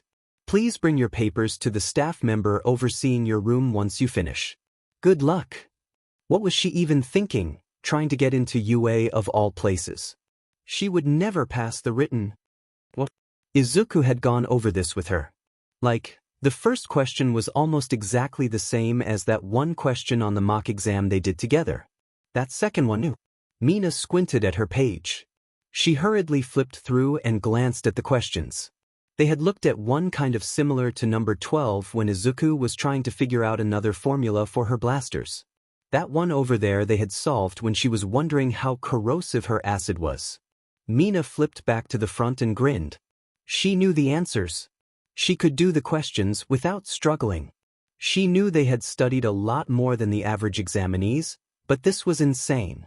This was meant to be one of the hardest entrance exams in the country? How? The world? Mina almost threw her arms up and cheered. What sort of god had sent Izuku to her? Because that boy must be an angel. The more questions she answered, the more she was grateful for him. Well, the questions on this exam would have been downright impossible for her if he hadn't studied with her. Soon she reached the last question. Course-specific assessment. This was it. This is what was going to stump her. They hadn't looked at anything course-specific together, so an essay on quirk discrimination and how heroes play a part in it. This question. Mina began to tear up. She knew UA cared about making the world a better place with its students, but this was beautiful to her. It made it so they could gauge the opinions of their students when it came to quirks. It even told them how the students think about the hero community. Mina knew most would probably bullshit something stupid about heroes setting examples, but she had an idea. She wrote about how heroes weren't actually always a good influence when dealing with quirk discrimination. She wrote about mutant hate, about how little care is given to those who look different, and she wrote about how she planned to help. Mina got up quickly. She grabbed her exam and practically ran to the proctor's desk and slammed down the test on the table. Hello, Midnight Sensei. Mina was glowing. That was the best test she'd ever taken. Hello. Do you need something, cutie? And remember, I'm not your sensei yet. Midnight smiled at her. She liked the girl's enthusiasm. You will be soon. I'm all done. Mina grins. Done? Are you sure, hun? There's still an hour left. Midnight looked surprised at the girl's declaration. What? There's no way. It is to have been longer than that. Mina was taken aback. She finished in just 2 hours? That was impossible. She knew studying with Izuku had helped, but this was absurd. That's why I was asking, kid. But it does look like you finished. Midnight shrugged. Nizu was gonna love this. I guess you can go. Make sure to be back for your practical this afternoon, if you're going for something other than general. All that she could think was that this was, decidedly, the weirdest day of Mina's life. Finishing the UA entrance exam's written test in 2 hours, not having to scramble to finish the long leaflet with 10 minutes to spare?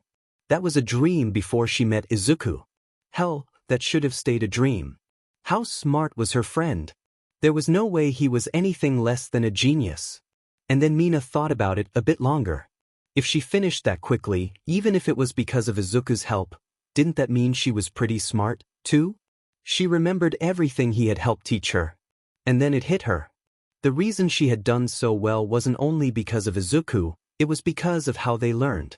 They didn't sit for hours to study one type of problem. They did things, they tried it out themselves or made the questions into something fun. Okay, she was going to cry again. She wasn't stupid. She wasn't dumb, she was just doing it wrong. One less thing for people to point and whisper, to laugh about. Mina was going to tackle that boy as soon as she found him. Izuku was walking towards Mina's exam room so he could wait outside until she finished, but then the door to it swung open. Gotta find him, gotta find... Mina's skip turned into a run, which turned into a leap. Miko. Mina collided with him and Izuku stumbled backward. Nyx hissed quietly and his fur and hair stood on end. Mina, you scared me, I dash. An angel. You're so awesome. Amazing. Izuku sugoi. She shook him back and forth excitedly. I finished so early. Izuku smoothed his hair and fur down as flat as he could and tried to keep himself from hissing along with Nyx. It was just Mina, after all. He didn't hate her being this close to him, but it was hard to curb the instinct. TSSK? Mina, please dash, he finally managed to sputter out. He didn't like people close to him. Not so suddenly, not for so long. Oh, Cammy, I'm so sorry I can. Sheet, I didn't mean to upset you, I just dash. Mina practically threw herself back. Izuku cut off her rambling with a pat on her head. You're okay, Maikon. Just, maybe don't jump on me without warning. Izuku smiled at her as she nodded quickly and roughly before shooting a hand to her neck. Ah, that Hewart. Let me tell you about why you're such a good kitty while we eat. And maybe get me an ice pack. Izuku just smiled and nodded. Everything was better with Mina around. Kacken's voice wasn't so. But if he shows up, punch him in the face for me. Izuku held her shoulder while he led her to the spot that he had chosen to eat earlier. Wha? Who am I punching? Mina was very confused, but also very much open to the suggestion. She looked to Nyx for clarification but was met with a shake of her head. You'll know him when you see him. Mina just shook her head and decided to listen to her brother's odd requests. But hey, if Izuku said he deserved to be punched, he probably... Okay, there was a chance he wouldn't deserve to be punched. It was Izuku after all. He would probably punch someone for saying his hair was cute. That didn't mean she wouldn't punch them for him, though. Izuku was shocked at Mina's praise. To him, it sounded like he really did nothing but show her his way of learning. If Nyx wasn't always sleeping, she would agree with me. Mina pouted as Izuku shot down her compliments. Didn't you learn it all yourself, technically? I think you should be praising yourself, not me, Mina. Izuku took a bite of his fish and tilted his head at her. What was she talking about, an angel? He was more like an alley cat picked up and turned into some kind of reluctant house cat. One that won't stay off the counters and brings in dead. Wait. Izuku lunged forward and grabbed the small container Mina had been reaching for from her lunchbox. She raised an eyebrow at him and narrowed her eyes. Izuku, don't you dare tell me that there's something dead inside there. Izuku panicked and popped off the lid of the container, tipping the bird into his mouth. Oh my god. Izuku, don't dash. He swallowed. Ashido Izuku. You did not just eat a dead bird. Actually wait, did you just... Mina stared blankly at him. Did you just eat a dead bird that you put in my lunchbox? She sighed and put her face in her hands. I feel the fact you just called me Ashido Izuku overshadows my bird-eating tendencies. Izuku had turned bright red as soon as she said it. Ashido Izuku? Does that mean it's not just him? Mina thinks of him like family, just like he thinks of her? She raised her head and tilted it to the side. What? Of course I did. I thought that was... like a given? My parents literally told you that you were basically their son? We definitely need to work on our communication, Maikon. And your habit of eating mice and birds. Communication. Mina groaned. She didn't think Izuku would stop anytime soon. But hey, if I'm basically an Ishido already, do you think I could? Izuku's tail swished back and forth. She had said it was a given, so change my name? Or maybe talk to your parents about adoption? Izuku had enjoyed being on his own. Really, he loved the freedom he had, legally, but he missed being a part of a family. He missed having that connection to a surname, one that made him feel proud. Mina made him feel proud. And he would love to be closer to her. Mina's grin seemed to stretch wider than he had ever seen it. Yes. Yes. I'll text them or something. You won't have to hear your last name from our sensei. Mina was doing that thing again. Izuku noticed it a while ago. When Mina gets excited, happy, or impressed, she just bounces. Izuku was almost so distracted he forgot to say anything. Mina, maybe we wait until after we finish one of the most important days of our lives? Izuku reached over and ruffled her hair. Yeah, that probably makes more sense. Mina pushed away his arm and returned to her lunch. Hey, Izuku, I just realized this the other day, Buit. Oh no. His secrets. She's figured them out. You can't cook anything at all, can you? Izuku laughed nervously. What? Tivnu, of course I can cook. I made katsudon last week and dash. Izuku. For the entire time I have lived with you, we have eaten sandwiches and katsudon. Mina smirked as if she had won something. For someone who told me he would take over the kitchen work, USCK at it. Oh no. My greatest secret. Exposed. Izuku gasped loudly and made his ears flop downwards. How may I ever recover? Buy a cookbook. Too much work. I will full name you again, Izuku. Jokes on you that would make me incredibly happy. Mina began to say, Ishido Izu is a bad cook. Louder and louder, avoiding the now awake and very annoyed Nyx swiping at her ankles. The rest of their lunch break was spent with Mina chasing Izuku around, shouting, Ishido Izuku, and poking at him teasingly while Nyx jumped behind reluctantly. Izuku and Mina walked together to the support exam rooms. Mina's exam took place after the support courses were done.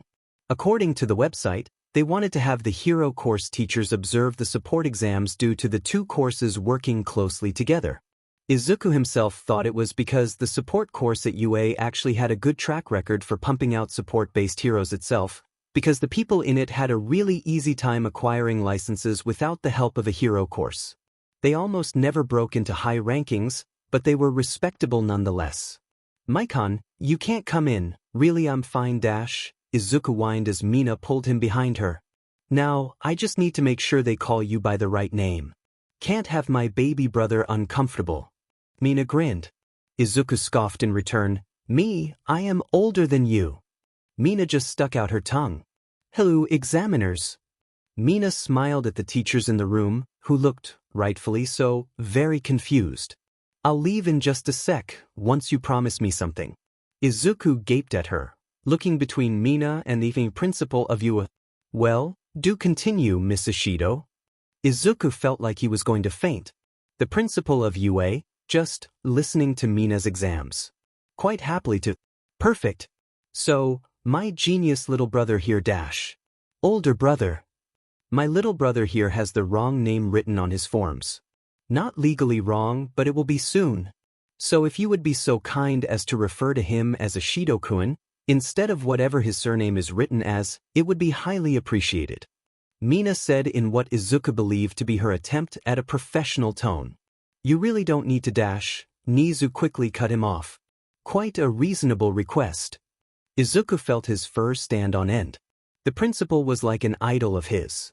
Someone who wasn't human, and didn't look human, so highly revered and respected, but, God, he looked like something Izuku would hunt on the street. Well, Ishido-san, I do have to ask you to leave so we can continue with your brother's examination. Mina just bowed low and scurried out, not saying another word. I didn't know she could be polite like that. Izuku's tail swished behind him. Well, Aren't you going to start your presentation, Ashido-kun? A woman he quickly identified as Midnight asked him. He narrowed his eyes at her. He didn't trust her, not at all. How could he? Her calling him Ashido didn't help it. He still felt uncomfortable talking to people who looked normal. Eraserhead was his only exception, and that was because he was sure to have faced some awful Quirk discrimination himself. Izuku just knew it. Izuku looked around at the three in his room. Nizu, Power Loader, and Midnight. I guess. Izuku drew out. Mina was gone. He had no need to be polite. These braces on my joints and around my middle were made specifically for me.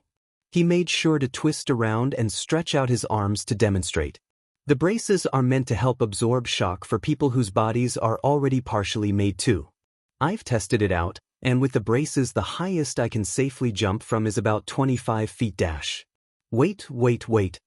Power Loader held up his hands. Did you just say you tested them by jumping from 25 feet? No. I said I jumped from 25 feet without the braces. That's not even that high. Normal cats can jump up to 6 times their length. I should be getting to 33 feet safely, eventually. If I jump from all fours at least. Izuku stared at him. This was common knowledge, wasn't it? Ashido, you realize being a cat and being a person with a cat-like quirk are very different? You're still human. Midnight seemed worried about him. So stupid. Am I really? Anyway, Izuku turned back to his presentation. I can safely fall from 38 feet with these. That's an 18% difference. I feel like we should talk about how you got these numbers. This armor on my tail is equipped with small razor incisions. Izuku turned and moved his tail to emphasize the movability of it. It can't do much apart from small distractions, but it should be able to do enough damage so a person could redirect or escape from a stronger opponent. Ashido Power Loader started. Nizu shook his head. Let him finish. We can get rid of his less than ideal testing methods if he becomes a student here. Power Loader almost cut in to argue, but Midnight placed a hand on his shoulder and shook her head. Look at their eyes. She whispered. The support teacher raised his eyebrows until he looked between the two. Nizu seemed to be extremely excited. Now that he thought about it, this kid must be one of the kids who finished the exam early. The kid himself looked angry. His eyes were narrowed and Powloader was sure he heard some kind of growl. He was going to have a mini Nizu in his class, wasn't he? Ahem. I do apologize for my rude behavior, but I do not take kindly to being ignored during an exam that is meant to be specifically focused on me. Izuku spat out while he pulled Mina's blasters onto his hands and adjusted them as best he could. Please continue, Ashido. Nizu was masking his glee well in the grand scheme of things. In the rat's defense, he had just found out that the two he had been so excited to teach turned out to know each other closely. Well then, let me show you the blasters I've made for my sister. They aren't made for me, and I haven't trained with them as much as her, so my aim may be off. I would advise you to look out. Izuku rummaged through his bag and pulled out a chunk of ballistic gel he had bought for his tests. Then he threw it in the air. Quickly, he aimed his arms at the falling blob and let out a blast of capture fluid, quickly following with a shot of acid. The goo produced from the reaction enveloped the gel and stuck it to the ground. Power Loader looked shocked. That's very impressive. How did you manage to get that reaction? Ain's quirk is acid. I wanted to give her a more precise and long-range option than just slapping acid on people, which is where the left blaster comes in. On her, I've got it so it can collect acid from her skin rather than the bottle I used. He began pouring acid from one of his bottles to melt the goo on the dummy used. The reactions? I just messed with different stuff until I was satisfied. That was a capture one. I have a chemical that causes explosions and one that causes skin and eye irritation without permanent damage as well. Thank you for your demonstration, Ashido. You are free to leave. Nizu nodded at him. Izuku tensed up. Yeah, he should go. If he stayed for too much longer, he was sure he would end up attacking the principal or chewing out his future teachers. At least he could relax once Mina finished her exams today. Izuku left the room, after pointedly bowing only to Nizu. After Izuku was gone, Midnight turned to Nizu with a sour look on her face. Nizu, what the hell? That kid seemed so angry. She furrowed her eyebrows. Her boss was eccentric, but he was never this willfully ignorant to a child's self-destructive behavior. Did you hear how he tested his gear? By the sound of it, he knows the limit way too well. He could have gotten himself killed. Honestly, Nizu, you should have stopped him. Let him into Gen Ed until he gets cleared by a therapist or something. Power Loader was worried. He had already seen one mad scientist that he knew would end up with him. He didn't need two. Especially not one that had access to acid and would go to any lengths so he could test his creations. Is that what you think, Kayama? You too, Majima? Nizu seemed displeased with their reactions. I think he'll do just fine. Mina sat outside the door of Izuku's exam room with a frown. She watched as Nyx paced back and forth in wait for her owner, and couldn't help but compare herself with the anxious cat. Izuku was in there all alone, with two people who wouldn't understand his prickly exterior. She knew for a fact Aiken wouldn't be respectful to the two non-mutant teachers observing his demonstration. He was going to be so mad. She couldn't even count the amount of times she had needed to force Izuku into the kitchen at the cafe. As long as someone with minor or no visual mutations came in, it was Mina doing the customer service. She had needed to start that after she got complaints about hissing and glaring. She couldn't blame him, really. She understood why he would feel so guarded. To her, it just felt like he was angry. He wasn't trying to avenge his old self, he wasn't trying to make them feel a certain way about mutants, he just hated them. He had such a strong resentment for people with no mutations and people who hadn't worked for their places. Even the nicest people got caught up in his anger. She just knew he was going to get himself into some sort of trouble. So she sat and she stared down into her hands. If Izuku was so hostile, so angry, what did that make her? She didn't want to accept what she knew was the truth. She was a coward.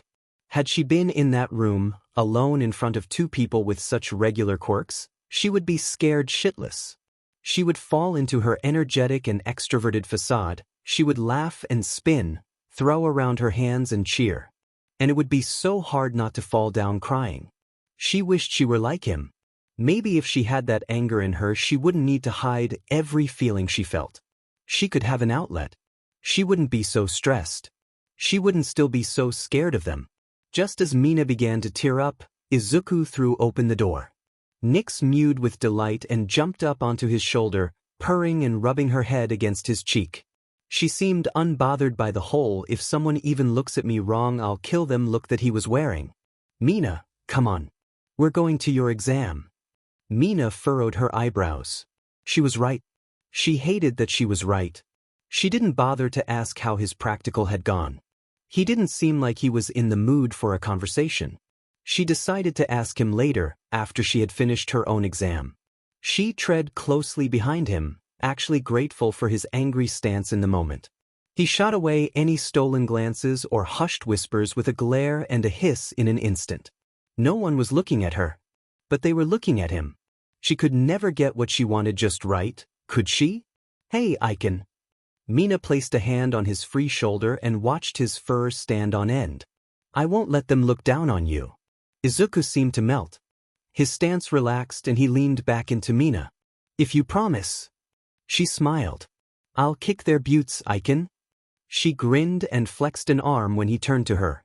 Dash, he pushed her hand off his shoulder with a laugh. Well, better pass your exam first, Ain. Call me. You admit it, I am your big sister. Izuku paled and he waved his hand in denial. Wait. No, Maikon, I'm still older than you. Mina stuck out her tongue. Quickly realizing her mistake, she bolted towards the gymnasium to learn what the exam would be. Didn't stop her from hearing Izuku yell out to her, though. Just you wait. You're going to be finding mice for days. Do you mean it? Maybe if she passes, he'll go easy on her? No, she knows he won't go easy on her. What's up, UA candidates? Thanks for tuning in. Come on and let me hear you say "Eugh." Mina was surprised by the silence in the room. At first, she considered calling back to the man to make him feel better, but quickly discarded that plan after realizing 2 points. 1. Everyone would look at her, and too, she saw the girl in front of her grasping at her ears. She seemed to have a bat mutation, so the loud yelling was probably torture for her. Keeping it mellow, huh? The girl flinched and Mina's frown deepened. Hey, do you want help moving to the back of the room so you're farther from the noise? Mina whispered and moved her hand in front of the girl, so she could see the question was directed at her. The girl turned to her with wide eyes. That's fine. Until the sound made her squeeze them shut. Yes, please, if that's okay with you. Mina nodded and grabbed her hand, leading her back and quietly apologizing to the people she pushed past. I'll skip straight to the main show. Mina grimaced as the hand she was holding squeezed tightly. She knew that it wasn't Yue's fault, that they couldn't be accommodating to everyone, but this girl looked like she was in so much pain. Now, pay attention, listeners. Safely in the back behind everyone, Mina spent the rest of Present Mike's explanation half listening and half covering the girl's ears and whispering bits of his speech to her. She was so glad Izuku wasn't there. She would love it if he became a hero with her, don't get her wrong. But he would probably yell at Present Mike, or annoy other examinees trying to help the girl. Or the yelling would be awful for him, too. Once the teacher was done with his spiel, and this one guy finished trying to tell off Yue itself, Mina finished translating to the girl and let go of her hand. Thank you, the girl whispered with a light smile. Mina grinned. It's what any hero would do. She nodded and turned to go to her exam grounds. Mina stood with the others, waiting for the go-ahead to start getting points. She had a plan that she and Izuku had carefully crafted, and went over it in her head. There was no way the exam was all about defeating fake villains. So Mina's goal was to protect as many fellow examinees as she could, while still gaining points in the meantime. Her quirk alone was so much more suited to the offensive, so even if the rescues did nothing for her score, they gave her practice in a field she wasn't as comfortable in. Go! Mina didn't wait for anything else. As the people around her stood and looked at each other, seemingly confused, she rushed forwards. Come on, listeners. There's no countdowns in heroics. The rest of the kids rushed forwards in turn. As Mina ran, she prepared herself to make sure she was at peak performance. She kicked off her shoes and switched from running to sliding on acid that began to pour from her skin. She skated, collecting acid in her palms and holding them together. Mina grinned. What was she thinking before? All of the doubt she had felt like it was leaving her in floods. She loved it. Using her quirk to its full potential felt so freeing. She slid up behind a two-pointer that was cornering a boy. She threw apart her hands with a laugh before leaping forwards and pushing them against the back of the robot. She tightly shut her eyes when the bot began to turn, but pushed more acid through anyway. The robot sputtered and fell to the floor. She opened up an eye and saw the hole that was growing on the robot. Watch your back. Sorry for the steal, but try not to get cornered again, Kay. Mina didn't even see if the boy was like her or Izuku. For once, she didn't care. It wasn't so scary when she was fighting. She spun on her acid and laughed. This was so fun. The more bots she took down, the more she found herself falling into a routine. She would sneak up behind a villain, open up her hands, and place them on the bot's neck or back in an attempt to find their control panels or wiring. Then, she would finish off what the acid that had been collecting between villains started by pushing through some extra acid. As she skated around, she found people who were cornered or injured and took out the villains targeting them. After a while, she lost track of her points and she frowned. Shit. How many points is a lot? How many do I even have? Mina shook her head. She had been having too much fun. Well, what time is it dash? 10 minutes left, listeners. Mina blinked. That was convenient, but also worrying. Mina heard the zero-pointer take its first step. She had to spin on one foot to turn fast enough, and she watched as it rose. Holy shit!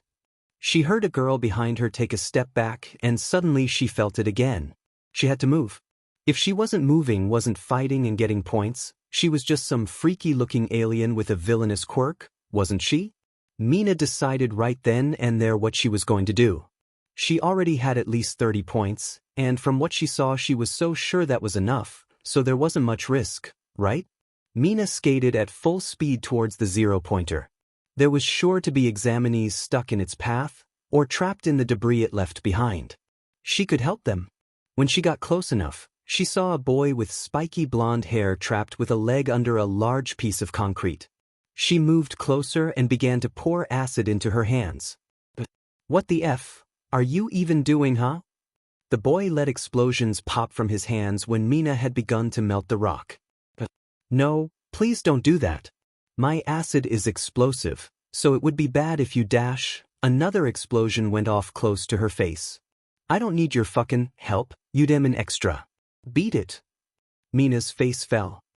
"Especially don't need anything from some alien-looking raccoon eyes." Raccoon eyes? Alien? Did you? Not again. She was doing so well. No one had said anything. Then sometimes at the table with Izuku came back to her. "Yeah, I used to know a guy who thought he was better than everyone. Called anyone that wasn't him an extra. Remember that guy with the superiority complex? He used to nickname people after their traits like that dude in the show."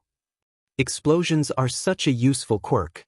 Too bad I've never seen anyone useful have that kind of quirk. Best Genus hair reminds me of someone I knew before. His hair was more spiky. If he shows up, punch him in the face for me. You'll know him when you see him. Mina was almost sure. "Hey, Spike Face." The boy looked like he was about to kill her. "Do you know anyone named Izuku?" "Huh? How the F? Do you know that name, extra?" And then he looked panicked. He looked confused. He looked excited. "Thanks for the confirmation, Blasty." Mina smiled wide. She coated her fist in acid, trying to lower the corrosivity. And she punched him hard.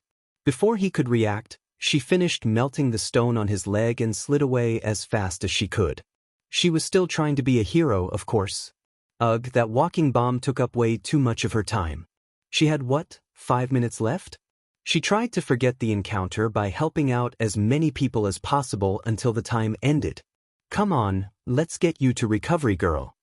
Mina held a boy's arm draped around her shoulder and winced when she caught sight of his leg. The zero-pointer had knocked a large piece of concrete onto it, slicing a large gash in the skin.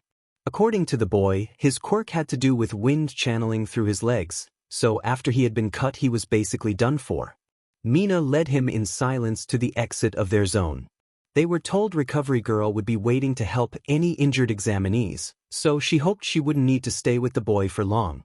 Of course, it was nothing against him. But she had kind of outed her little brother to a guy from his old life, and she was pretty sure she needed to find him and get the F out of UA. Also, she had punched a guy in the face during a test heavily monitored by pro heroes. Izuku was either going to kill her or fret over her, and she wasn't sure which would be worse. He what? Izuku was livid. Bakugo Katsuki was such a piece of shit. That was well known. But he called Een raccoon eyes. He didn't even care that Katsuki knew he and Mina knew each other. He knew it was going to happen eventually. But he called Izuku's sister an extra. He made her so angry. He had made her sad. "I'll kill him. Ain, I'm going to kill him." Izuku was fuming. How could he? Had he learnt nothing? "I can calm down. Let's just leave, okay?" Mina was mad. Not as angry as Izuku, no, not even close. But it was obvious she wasn't pleased someone had made her brother so mad. What had he done? "Hey, Aiken, you know that we get to go to my parents' place. And we get to ask them to be your parents now." Izuku visibly softened. His ears then began to droop, and he looked at Mina with a worried look. "Maikon, are you sure that they won't say no? I mean, maybe we shouldn't dash." Mina clapped loudly and Izuku jumped. "La, I can't hear you." Mina ran forwards to the door with her hands clasped dramatically over her ears. "They love you, Aiken. They're practically begging to keep you and never let ya go, kitty cat." Izuku pressed his ears back in worry. He trusted Mina. Really, truly. He just didn't want to cause any issues.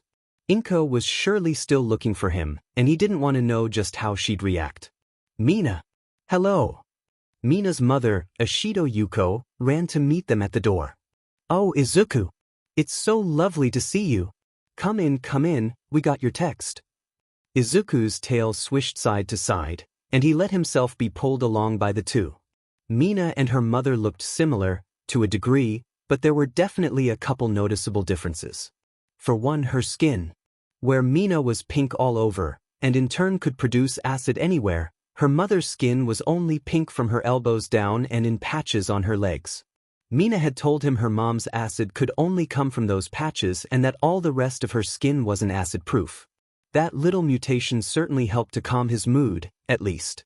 Mina's father, Ashido Hiroshi, was placing food on the table while the two girls talked away.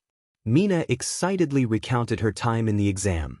Izuku, however, was focused on her dad. He had met Mina's father before, when she was moving into the house. He had the same eyes as his daughter, with the horns on his head to match. He had explained to Izuku that his quirk itself was just plain night vision, and the mutations had come from his parents. Izuku also knew that Mina's eyes were a big source of insults and discrimination. He wondered if it was the same for him, to an extent. So, Izuku, Mina said that you two wanted to ask us something? Mina's father finally sat down at the table and smiled at Izuku.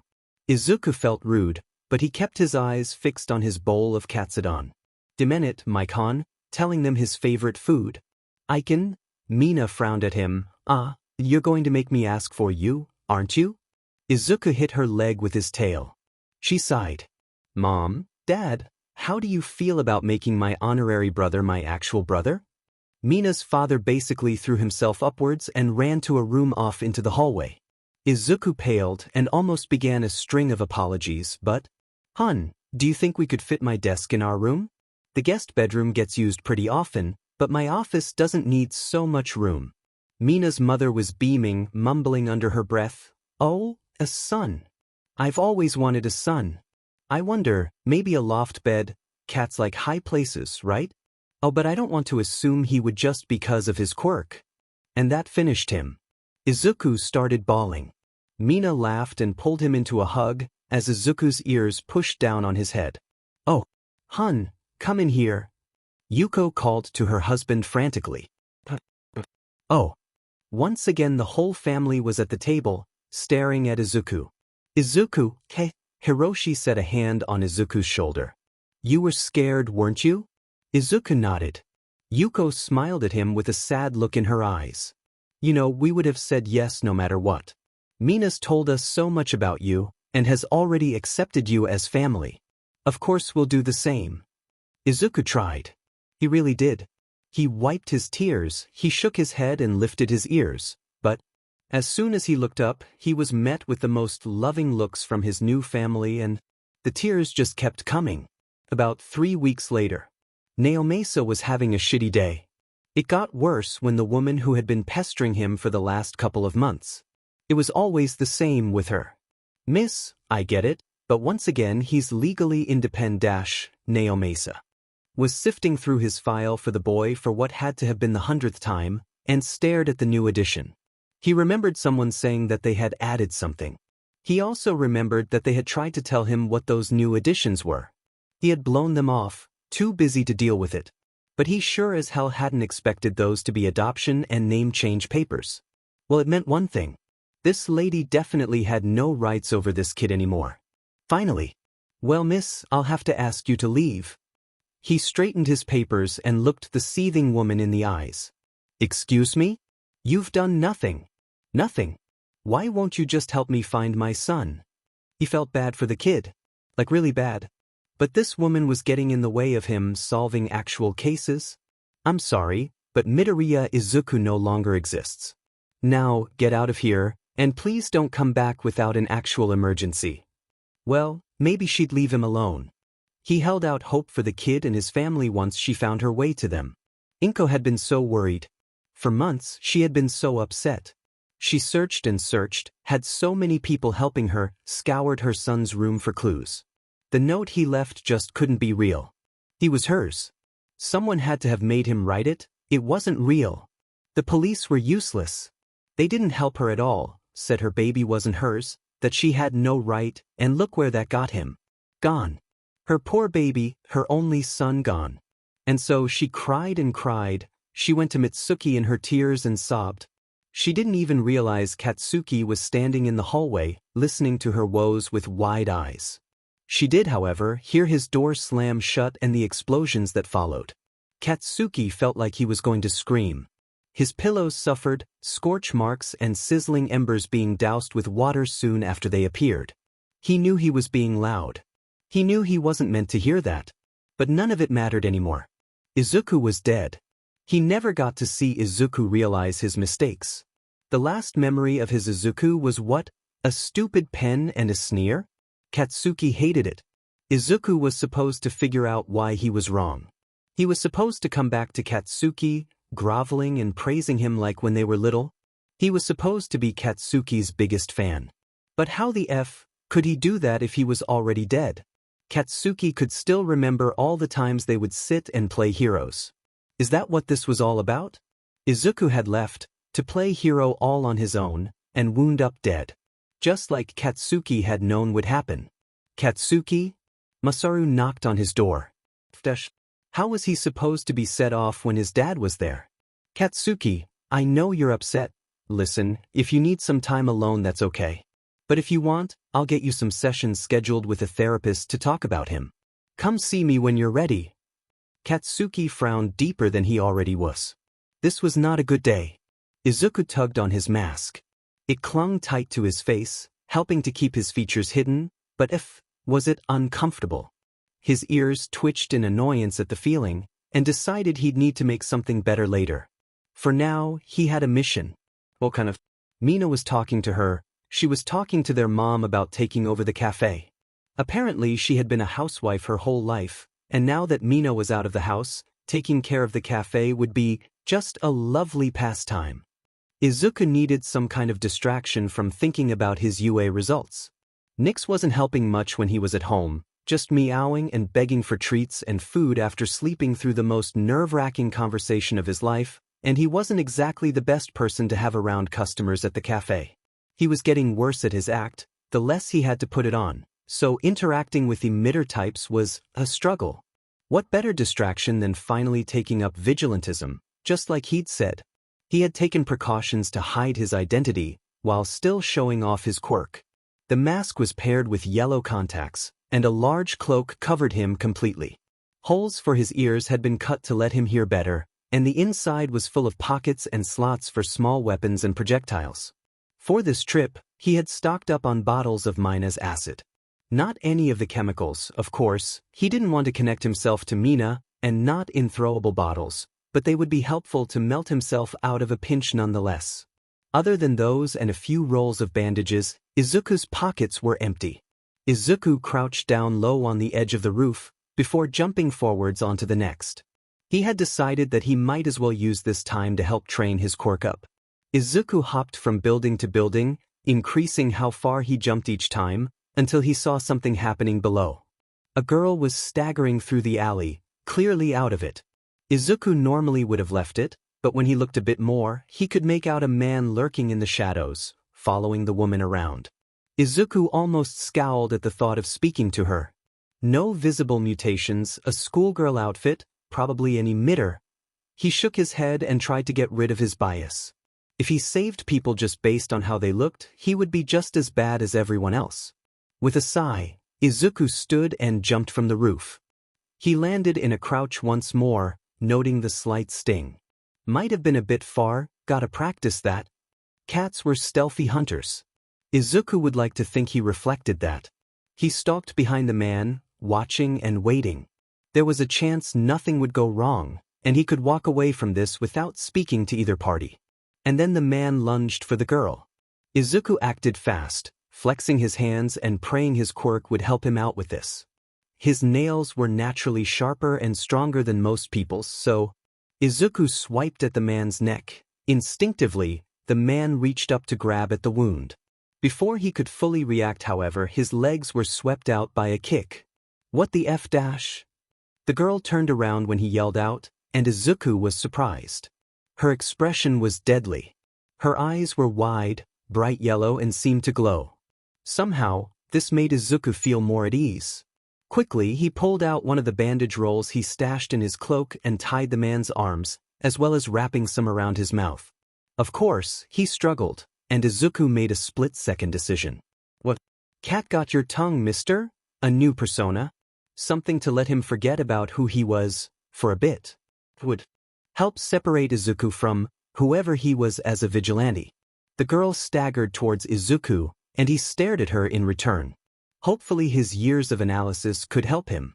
Izuku watched as she took her time, slowly stepping forwards, silent, her mouth hanging slightly open as if she hadn't the energy to keep it closed. Thanks. He could see them clear as day. His eyes lit up. Glowing eyes, fangs, pale skin. Even if she wasn't a mutant, he could tell she wasn't treated very well. He knew. After all, people aren't very kind to those who need to drink people's blood. Hey, I'll come to you. He didn't think she could hear him.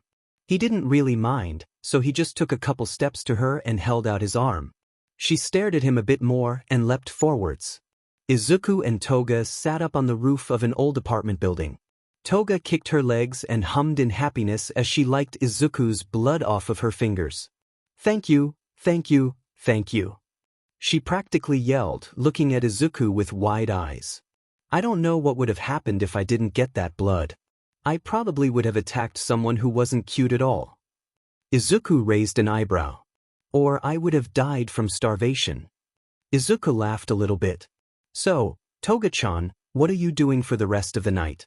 Do you have a place to go? Toga grinned, showing off her blood-stained teeth. That depends on where you decide to take me, Nico-chan. Izuku had Toga watch him work from the rooftops. He didn't exactly want her getting in the way, and her identity wasn't protected at all. As the night went on, him and Toga talked and talked, barely letting any silence cut in between fights. Well, Izuku mainly just sat there and let her ramble on. Eventually, she insisted he call her Himiko. Well, Himiken, actually, but while he wasn't one to ignore someone's chosen name, he also wasn't about to abandon all of his manners when talking to someone he respected. Not yet, anyway. Ah, Himiken, Izuku started, not acknowledging her shout of, no, Himiken. I'm done for the night, so do you have somewhere to go sleep for now? Oh. Himiko just stared down at her feet. Izuku tilted his head at her, squinting. Her reaction was so confusing. Himiko, you can't really go home, can you? But they'll try to hide me away, and at me again, Nico-chan, Izuku scowled. Stupid. He sighed loudly and grabbed her hand. Hurry up, Himi-dash, he stared at her. She looked so sad, Chan. He watched as her face lit up and made his way to the fire escape. Well, let's go. Mina and Nix are waiting. Izuku laughed as he dashed down the fire escape, listening to Himiko explode with questions and excited squeals. I can. Mina looked at him with a hand on her cheek. Well, actually, she was looking at the girl hiding behind him. Nix seemed equally as confused, weaving around her ankles and staring up at Izuku like he was crazy. It wasn't that they didn't trust Izuku's judgment, but bringing an emitter type into their safe space like this was a bit. Himiken, open your mouth. Himiko happily obliged, showing off her teeth to the girl in front of her. At first Mina was just more confused than she already had been. And then she saw it. The fangs. Mina visually relaxed. The girl wasn't just any non-mutant. A blood quirk, or something similar. She could see it so clearly after seeing the fangs. The pale skin, the slitted eyes, the way she seemed so tired now that the sun was on its way up. Oh. Yes, I understand now. Mina nodded. Izuku smiled at her and mouthed the words they wouldn't let her eat before. Mina froze. This girl wasn't just a little bit like them, was she? She was the same. Mistreated, judged, unloved by the people she felt like she needed. Mina wondered if school was as bad for this girl as it had been for her. What's your name? Himiko was so happy. So happy, so happy. She met two of the cutest people she had ever met, and they were so nice. They weren't calling her weird, calling her creepy, or telling her to smile with a closed mouth. They even fed her. They fed her.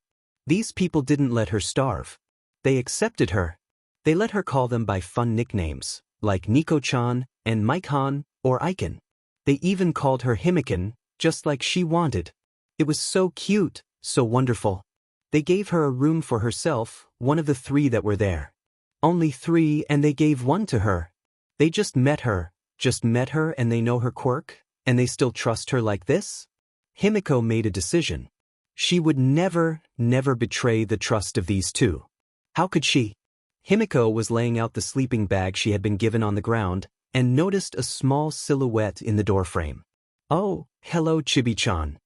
The cat in the door tilted her head before she made her way into the room, sitting at the edge of her sleeping bag. Himiko smiled. The cat didn't even seem bothered. Nyx was very confused but not upset. Well, mainly she was mildly annoyed that she now had another kitten to watch over, but what could she do? The first one she chose had a habit of finding others that needed him. This one was interesting. She wasn't pink like Mina, she didn't have a tail like herself or Izuku, but she still felt the same. Just like Mina and Izuku, she was hurt. She needed help, love, and care, but she had never properly received it from those around her. In that way, she was the same as her Izuku. She built up a fake reality with an act. Nyx was sure of it. This girl was an actress like Izuku was, but wasn't as bitter. She was like Mina. All the words really got to her. The actions, the hiding who she was, the pain. But she wasn't angry. She was just scared, sad, worried for her future. Nyx decided the best way to deal with that was to take this one in just like the others. She didn't have much of a choice, now, did she? One thing was for certain though. This one was going to stay here when Izuku and Mina had to leave. Izuku woke up in the morning with a big stretch. He looked around his room and smiled, taking in everything he'd built for himself. Mina's parents had insisted on buying them beds and actual furniture, so his room was a lot more decked out than the sleeping bag on the ground it had been before. He had a hammock hanging from the roof that he could only reach by leaping from his bed, a loft that gave him more space to work on the ground. He had a desk under the loft with his laptop and papers, giving him a space for analysis and important work. But his other desk was his favorite. The desk took up the whole wall and was sectioned off into two for his work. It had spaces for his tools, a section for a sewing machine, and a big cork board holding blueprints for so many plans. Izuku went to climb down his ladder before Mina burst into the room with a squeal. Nayashido Izuku. Get up, hurry, come on. Izuku fell from his ladder, twisting to land on his feet with a hiss. She really needed to stop yelling to wake him up. And then he realized the day. UA results. Himiko sitting on the counter mixing something in a large bowl Izuku didn't remember buying when he walked into the living room. It had been 2 days since he picked her up, and according to her, that might as well have been signing a contract to keep her forever. He wasn't complaining. Himiko, what are you doing? Izuku tilted his head at her, pointedly ignoring Mina at the kotatsu. Mina was practically vibrating, and he thought making her wait just a little longer was pretty funny. Celebratory cookies. Himiko hummed. Izuku smiled at that, but his eyes scrunched up when he saw 3 different bowls set to the side. What are those for then? Well, I'm planning to put a bit of the blood Mina gave me earlier in mine, and some catnip in yours, and apparently Mina isn't up to trying either. If it'll make Aizu hurry up, I'd eat just about anything right now. Mina grumbled from her place and Izuku laughed. Yeah, I'm coming, my con. Izuku sat beside her and she shoved a letter into his hands. Nyx meowed at him, scratching at the letter in encouragement.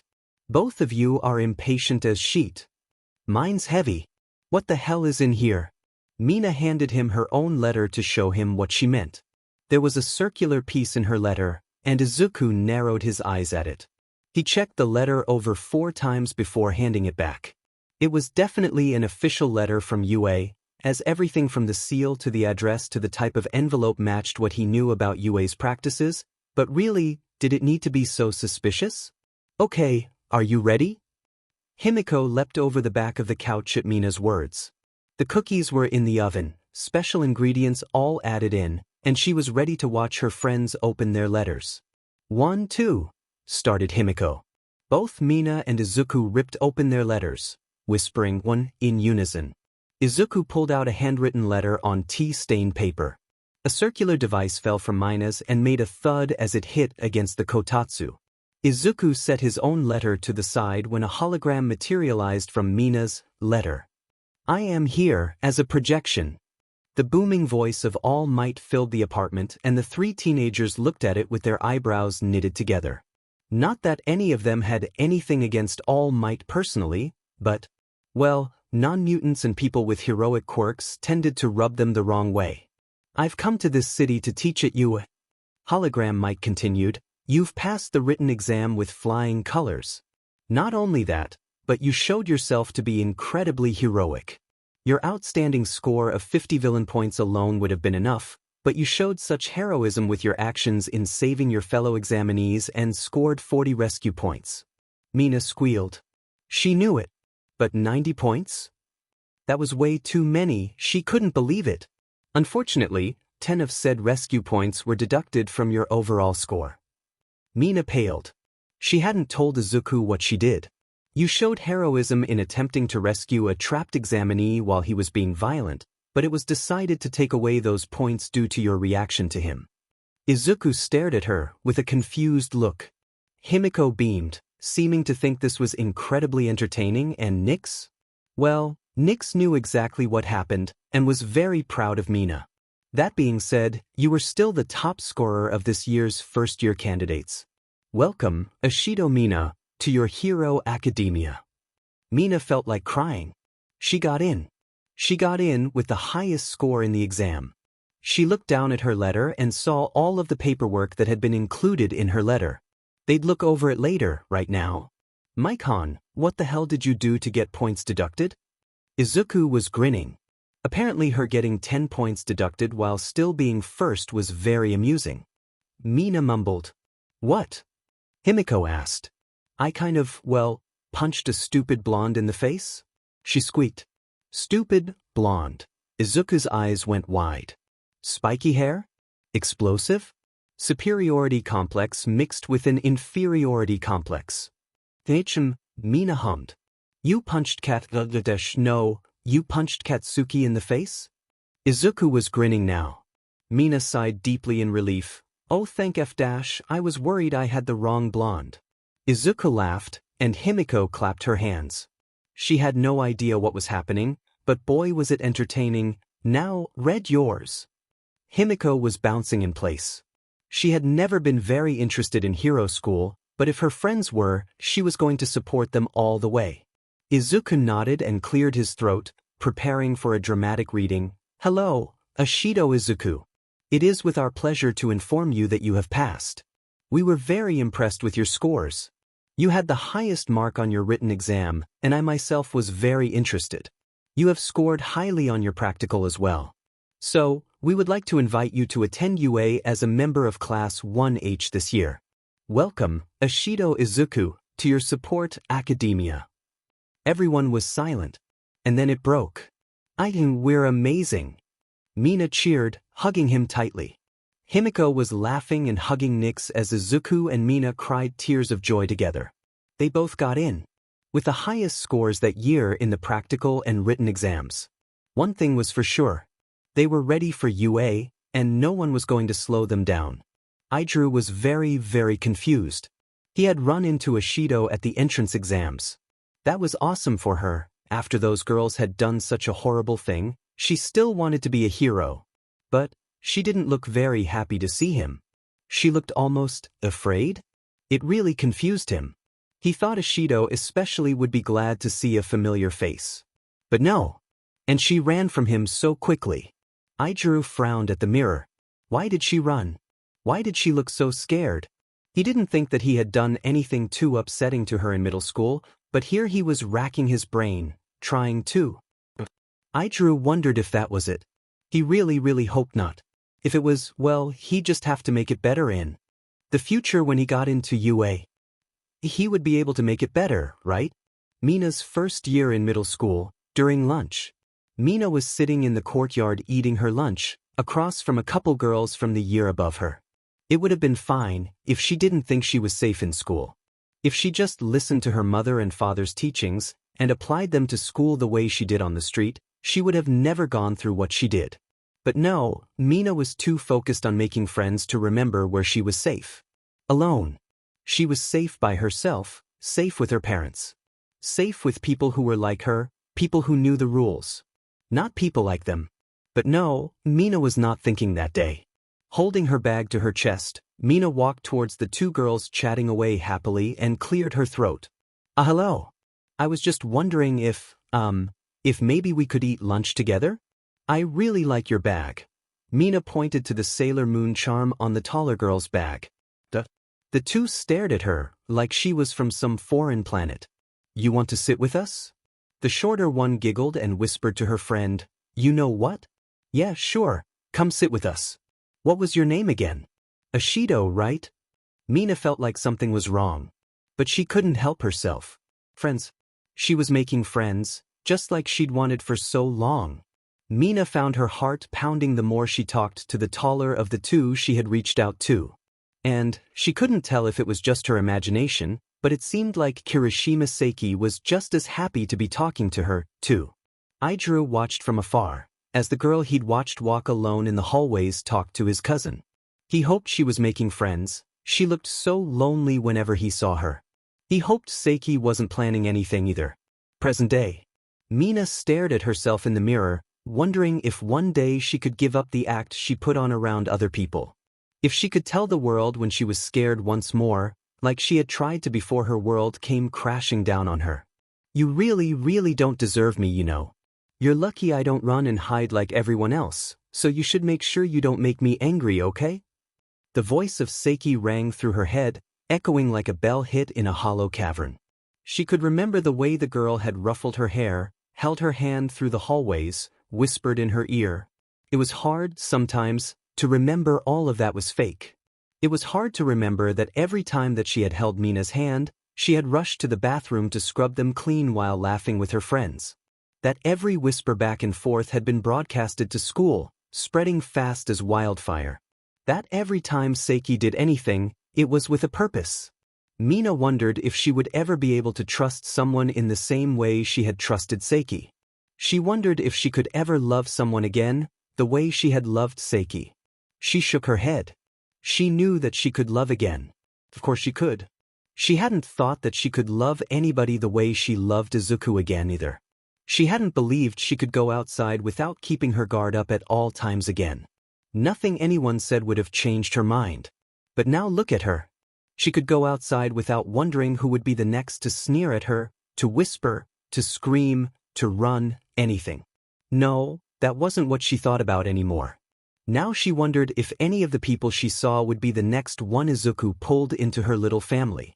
If that girl with the giant smile would get along with Himiko, if that boy staring at a dress in a store's window wanted someone to talk to. She was happy.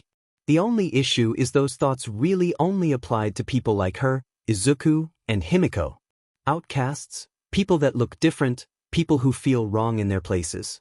She left the bathroom and got back to what she had been working on. A mask and cloak. The cloak was meant to be built around a mask that was built into the rest of the cape. She wanted to give it a floaty, almost ghostly look, so Izuku could use the way it moved as something to incorporate into a new quirk of its own for the vigilante of himself. She didn't really know much about sewing, but when she had asked Himiko if she could get some help, the blonde had taken to the craft like a fish to water. She was amazing at it too.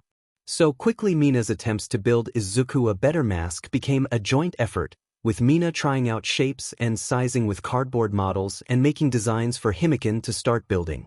She had one more design she wanted to try and build with cardboard and wire before Himiko began to put it together. It was deliberately cutesy. Izuku had told her about the whole persona he was building as a vigilante, how he wanted to make himself seem outgoing, quippy, and relatable. According to him, it was the easiest way to separate that part of his life from his main identity. Mina thought it would be a good break from being a broody a-hole in public too. Izuku sat in front of Yue's gates. Just sitting, criss-crossed on the ground. Mina was propped up against his shoulder, headphones in and fully engrossed in the game she had brought along with her. Himiko laid on the ground with her head sat in Mina's lap, dead to the world. Izuku had kept her up on the rooftops with him all night and she wasn't exactly a morning person anyway. Nyx seemed happy at least, sitting content on Izuku's shoulder, liking at his ears in an attempt to clean him before the big day. Hey, Aiken, you know we didn't need to be here this early, right? Mina tilted her head up to meet his eyes. I wanted to be here earlier than Katsuki.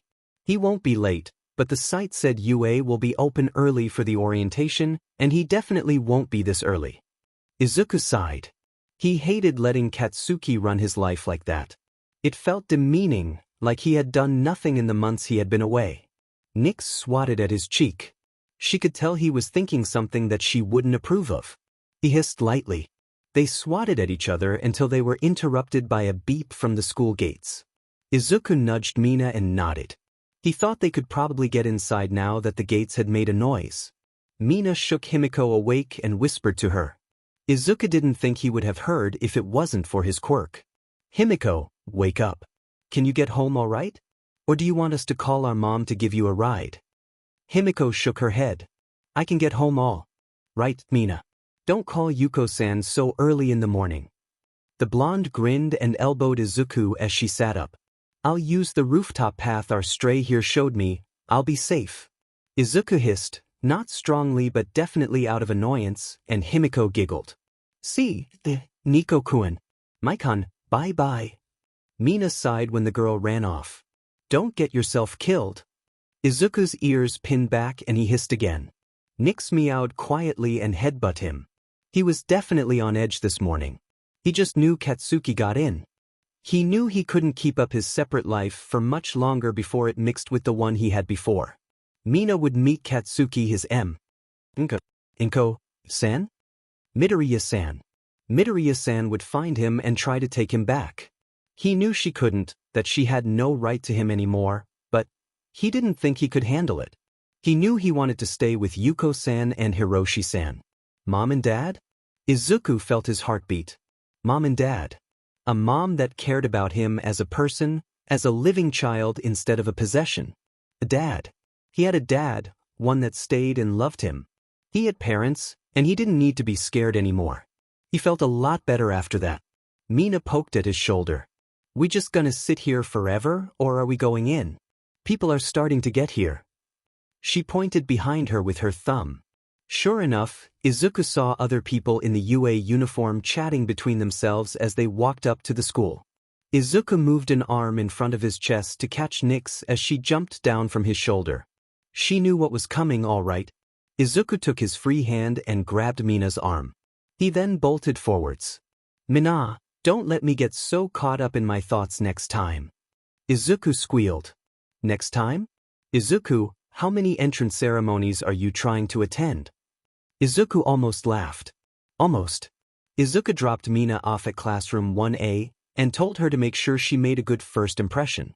Hey, Izuku, is it just me or did you see Eraserhead's sleeping bag in that room over there?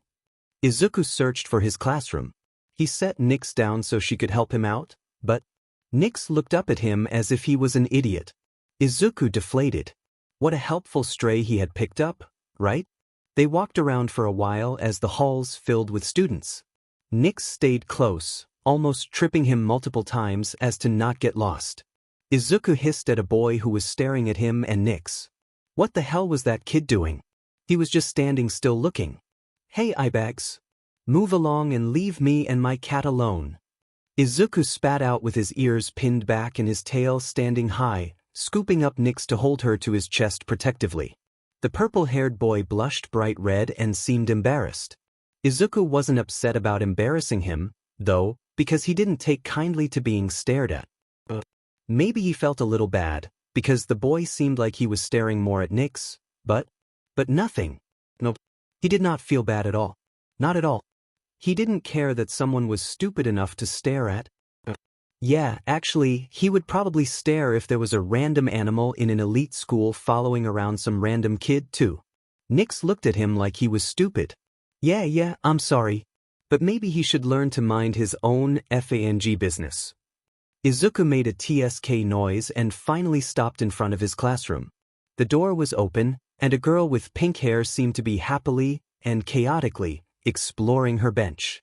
Izuku found the workbench with his nameplate and noted that there were only 6 in total. That was a small class, especially for UA. When Izuku saw they only accepted 18 support students, he thought that meant 1 class. Izuku let Nyx get comfy on the stool and pulled out his laptop to go to UA's website. Clicking through the support course section, Izuku paled at what he saw. 6 invention track students? Apparently the other 2 support classes were analysis and design tracks. Meaning Izuku is one of only 6 students going to make hero support items, and, well, he only planned to make civilian support items. Unless you count things for Mina.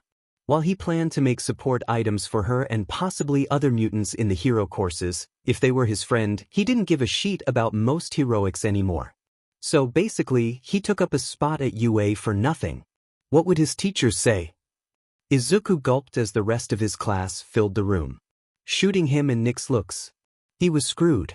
As the rest of the class began to trickle in, Izuku got some weird looks. He chose to ignore them for the time being, instead focused on his stool. Nix seemed content to lay on it, but he wasn't exactly pleased with it. A bench would be better, he was sure of it. There was no room for him on the stupid stool anyway. He jumped up to sit on the workbench. The workbench, which he was hoping he could make some major revisions to. It was so simple.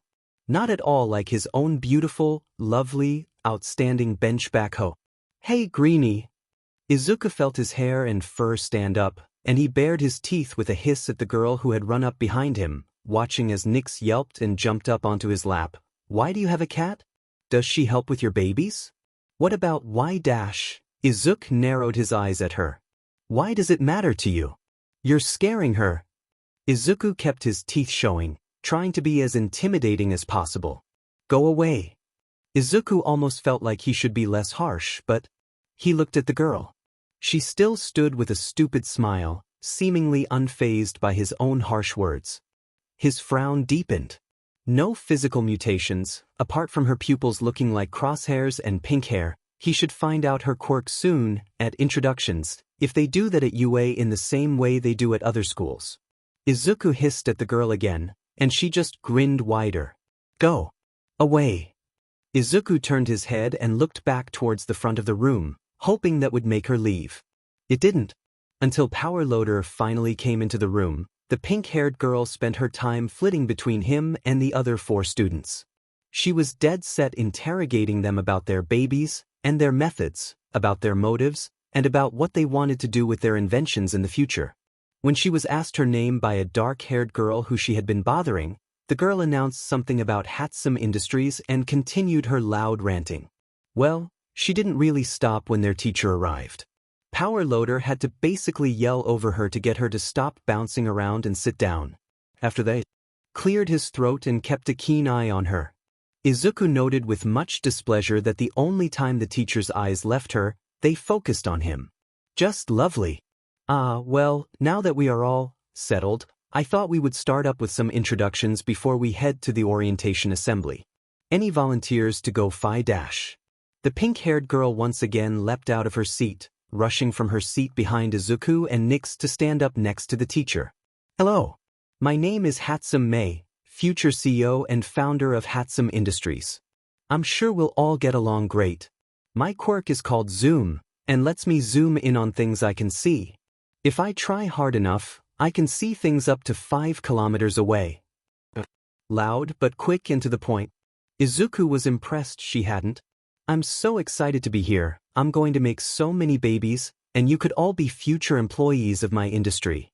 Now, Greenie, tell me why you have a dash. Ahem. Power Loader placed a hand on the girl's shoulder and raised an eyebrow at her. Hatsum shot him 2 thumbs up and bounded back to her seat. Izuku couldn't help but wonder if that girl ever just walked, or if she was always bouncing like that in one way or another. Next up was the girl who had originally asked Hatsum her name. Hello everyone. My name is Mina, and my quirk is called quantity control. I can increase or decrease the amount of a fluid or gas, but it uses energy, and if I overuse it I end up in an almost comatose state for up to a week. Power Loader gave the stuttering girl a smile and a nod when she turned her head to him.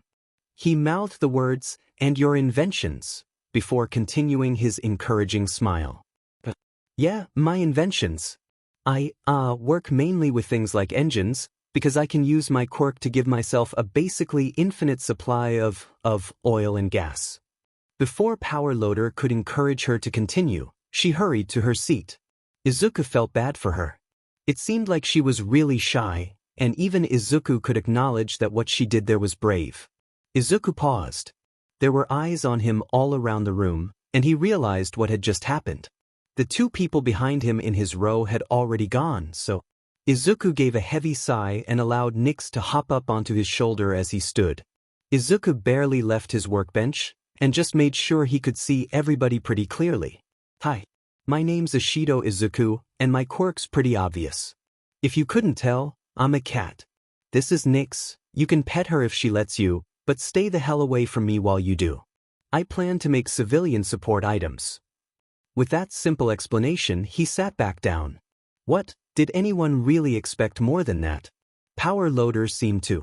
The man made a "come on, little more" gesture, but Izuku just whipped his head to the side and let his teacher call up the next person with a sigh. Izuku sat through the introductions, amusing himself by thinking about their quirks. A girl with a mist manipulation quirk, with hair like the sky, a boy who could bend metal at will, another who could see in the dark and underwater with ease, and one more who could apparently teleport, but only if no one was looking. Izuku thought that last one was a weird concept, and at first the class didn't seem to believe him, but the boy proved it to them by having everyone close their eyes. Then he told Power Loader to stand in front of the door. The class accepted the truth when merely a second later, he knocked on the door without ever leaving through the door. Izuku also thought it was interesting that the class was more or less balanced. 3 girls, 3 boys. The only issue Izuku had was that he was the only one with a mutation-type quirk. He wished he wasn't so on guard, but when you're in a room full of people who look relatively normal and you look completely different, you end up pretty on edge. The only people he was starting to be okay with were his teacher and the girl whose hair was a bright blue, fading into clouds at the end. A mutation accompanying an emitter quirk. It did annoy Izuku that her hair being a bit different in a way that didn't affect much probably wasn't people's main focus when meeting her. He was jealous. He wished he was the main focus instead of his quirk like her. Izuku shook his head and followed his class out the door as they made their way to the gym for orientation. He wondered how Mina was doing. Mina stared at the door, choosing to wait for their teacher rather than interact with her classmates who began to fill the room shortly after her. Some of the people she saw made her feel like screaming with joy, and she really didn't think she could hold all that in if she tried to speak. A boy with multiple arms, a boy whose head pointed up like a rock, a girl who looked quite like a frog, and another who was quite literally invisible. She wished Izuku could be there to see it. People like them in heroics. The frog girl specifically seemed like she would make Aiken happy. The green hair matched well. Oh. Sheet. Nope, no, Mina changed her mind. No, she did not wish Izuku was there, not when the explosive blondie she punched in the face walked in. Also, couldn't he fix his uniform? Was he wearing it like that to be cool or something? Didn't work, in her opinion. Ignoring the affront to UA that was Bakugo's uniform, she jumped up from her seat and ducked behind the tall octopus boy. She really hoped that wasn't a rude thing to say.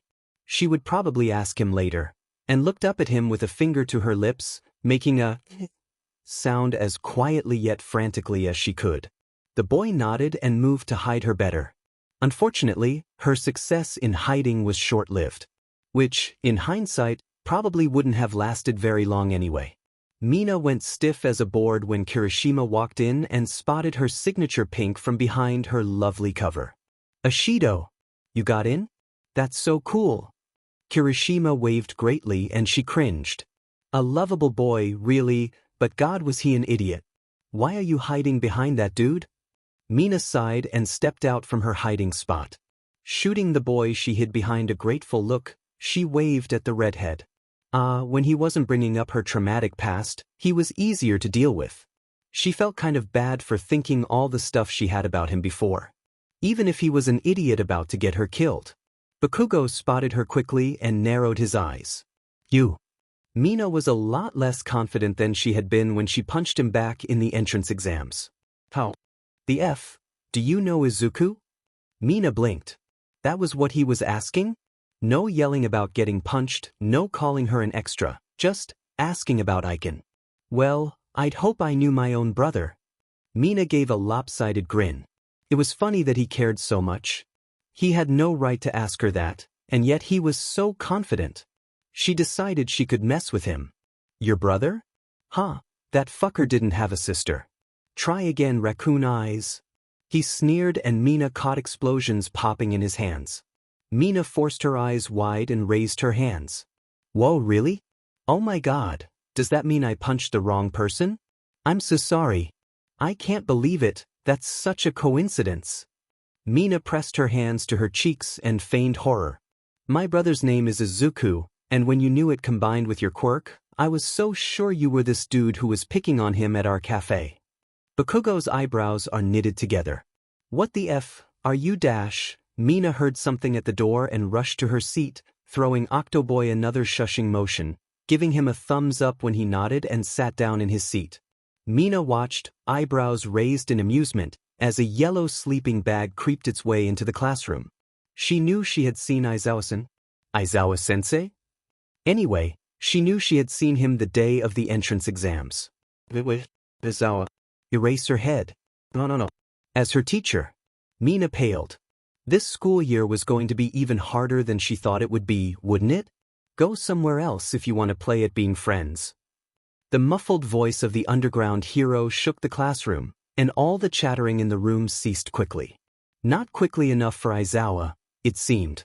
This is the hero course, not some daycare. It took 8 seconds before you were quiet. Time is limited, you kids aren't rational. He met eyes with Mina and she raised an eyebrow with a grin. The man sighed, as if realizing his year was going to be a lot more difficult than he expected. She rested her head on her hand and listened to the whispers in the room. A teacher? So that means that person is a pro-hero? But, Mina tuned them out after that. Being a pro had nothing to do with looks, and she hated that they went to that right away. Obviously their teacher was a tad bit worn out, but that had nothing to do with his skill. Bit sudden, but put these on and get out to the field. No need for the orientation, and here I can teach my class however I want. But Sir Dash. The tall ingenium mini-me started, but was cut off by Mina shooting him a glare.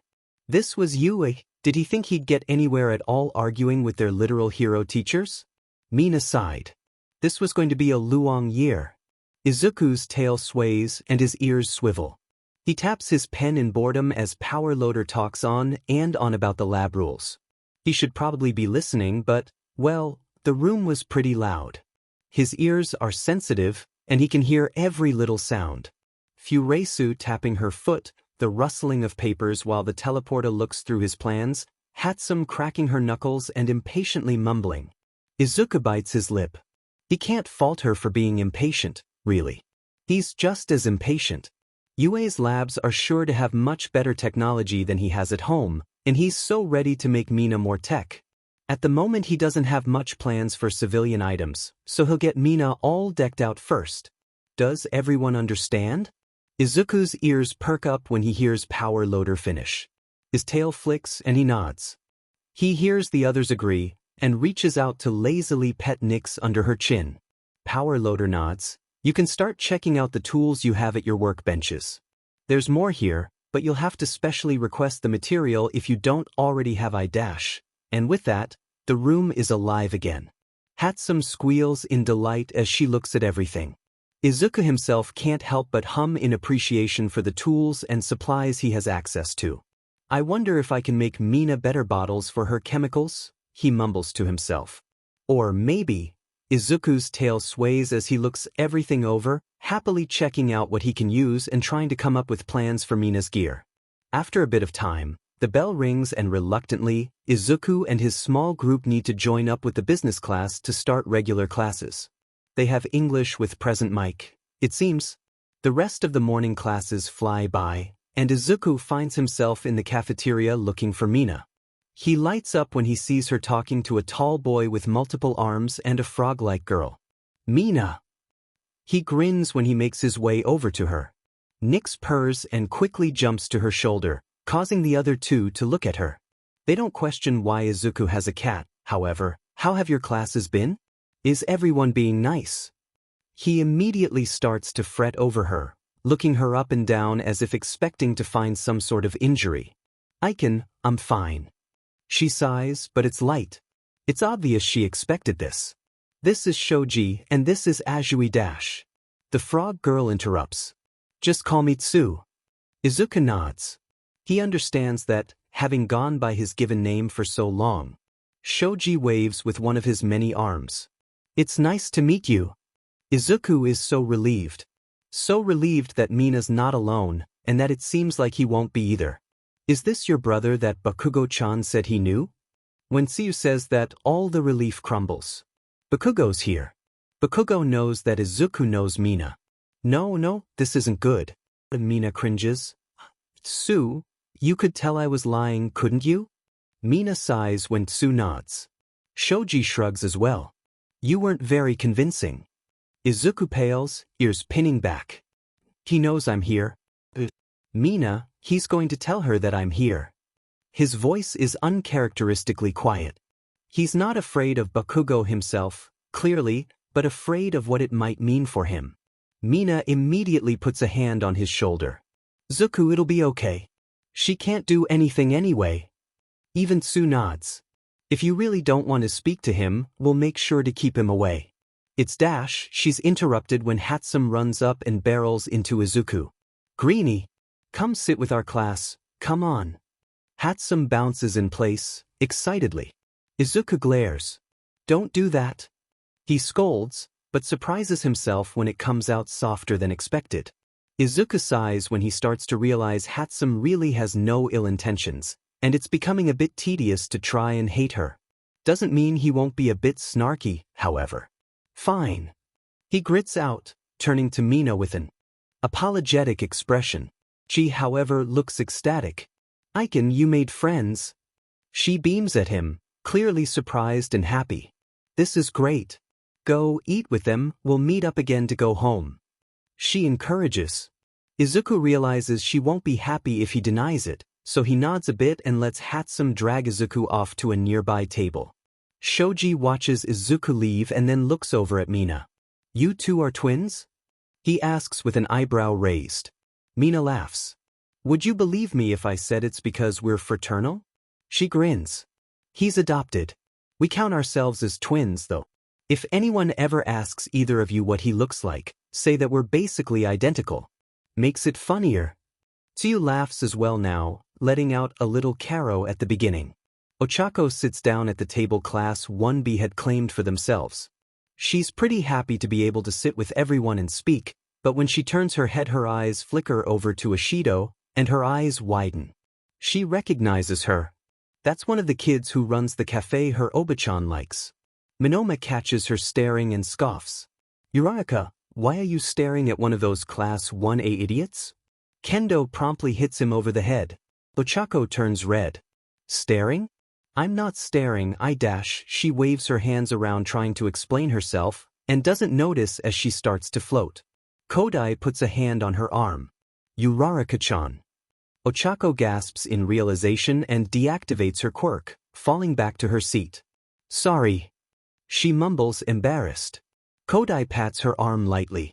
The two had been happy when they found out their quirks deactivated in the same way earlier, and they're becoming friends, it seems. Minoma rubs the back of his head, grumbling, and Ochako glances back at Ishido. Her cheeks tinge red again, and she looks away quickly. Why did she have to be so cute?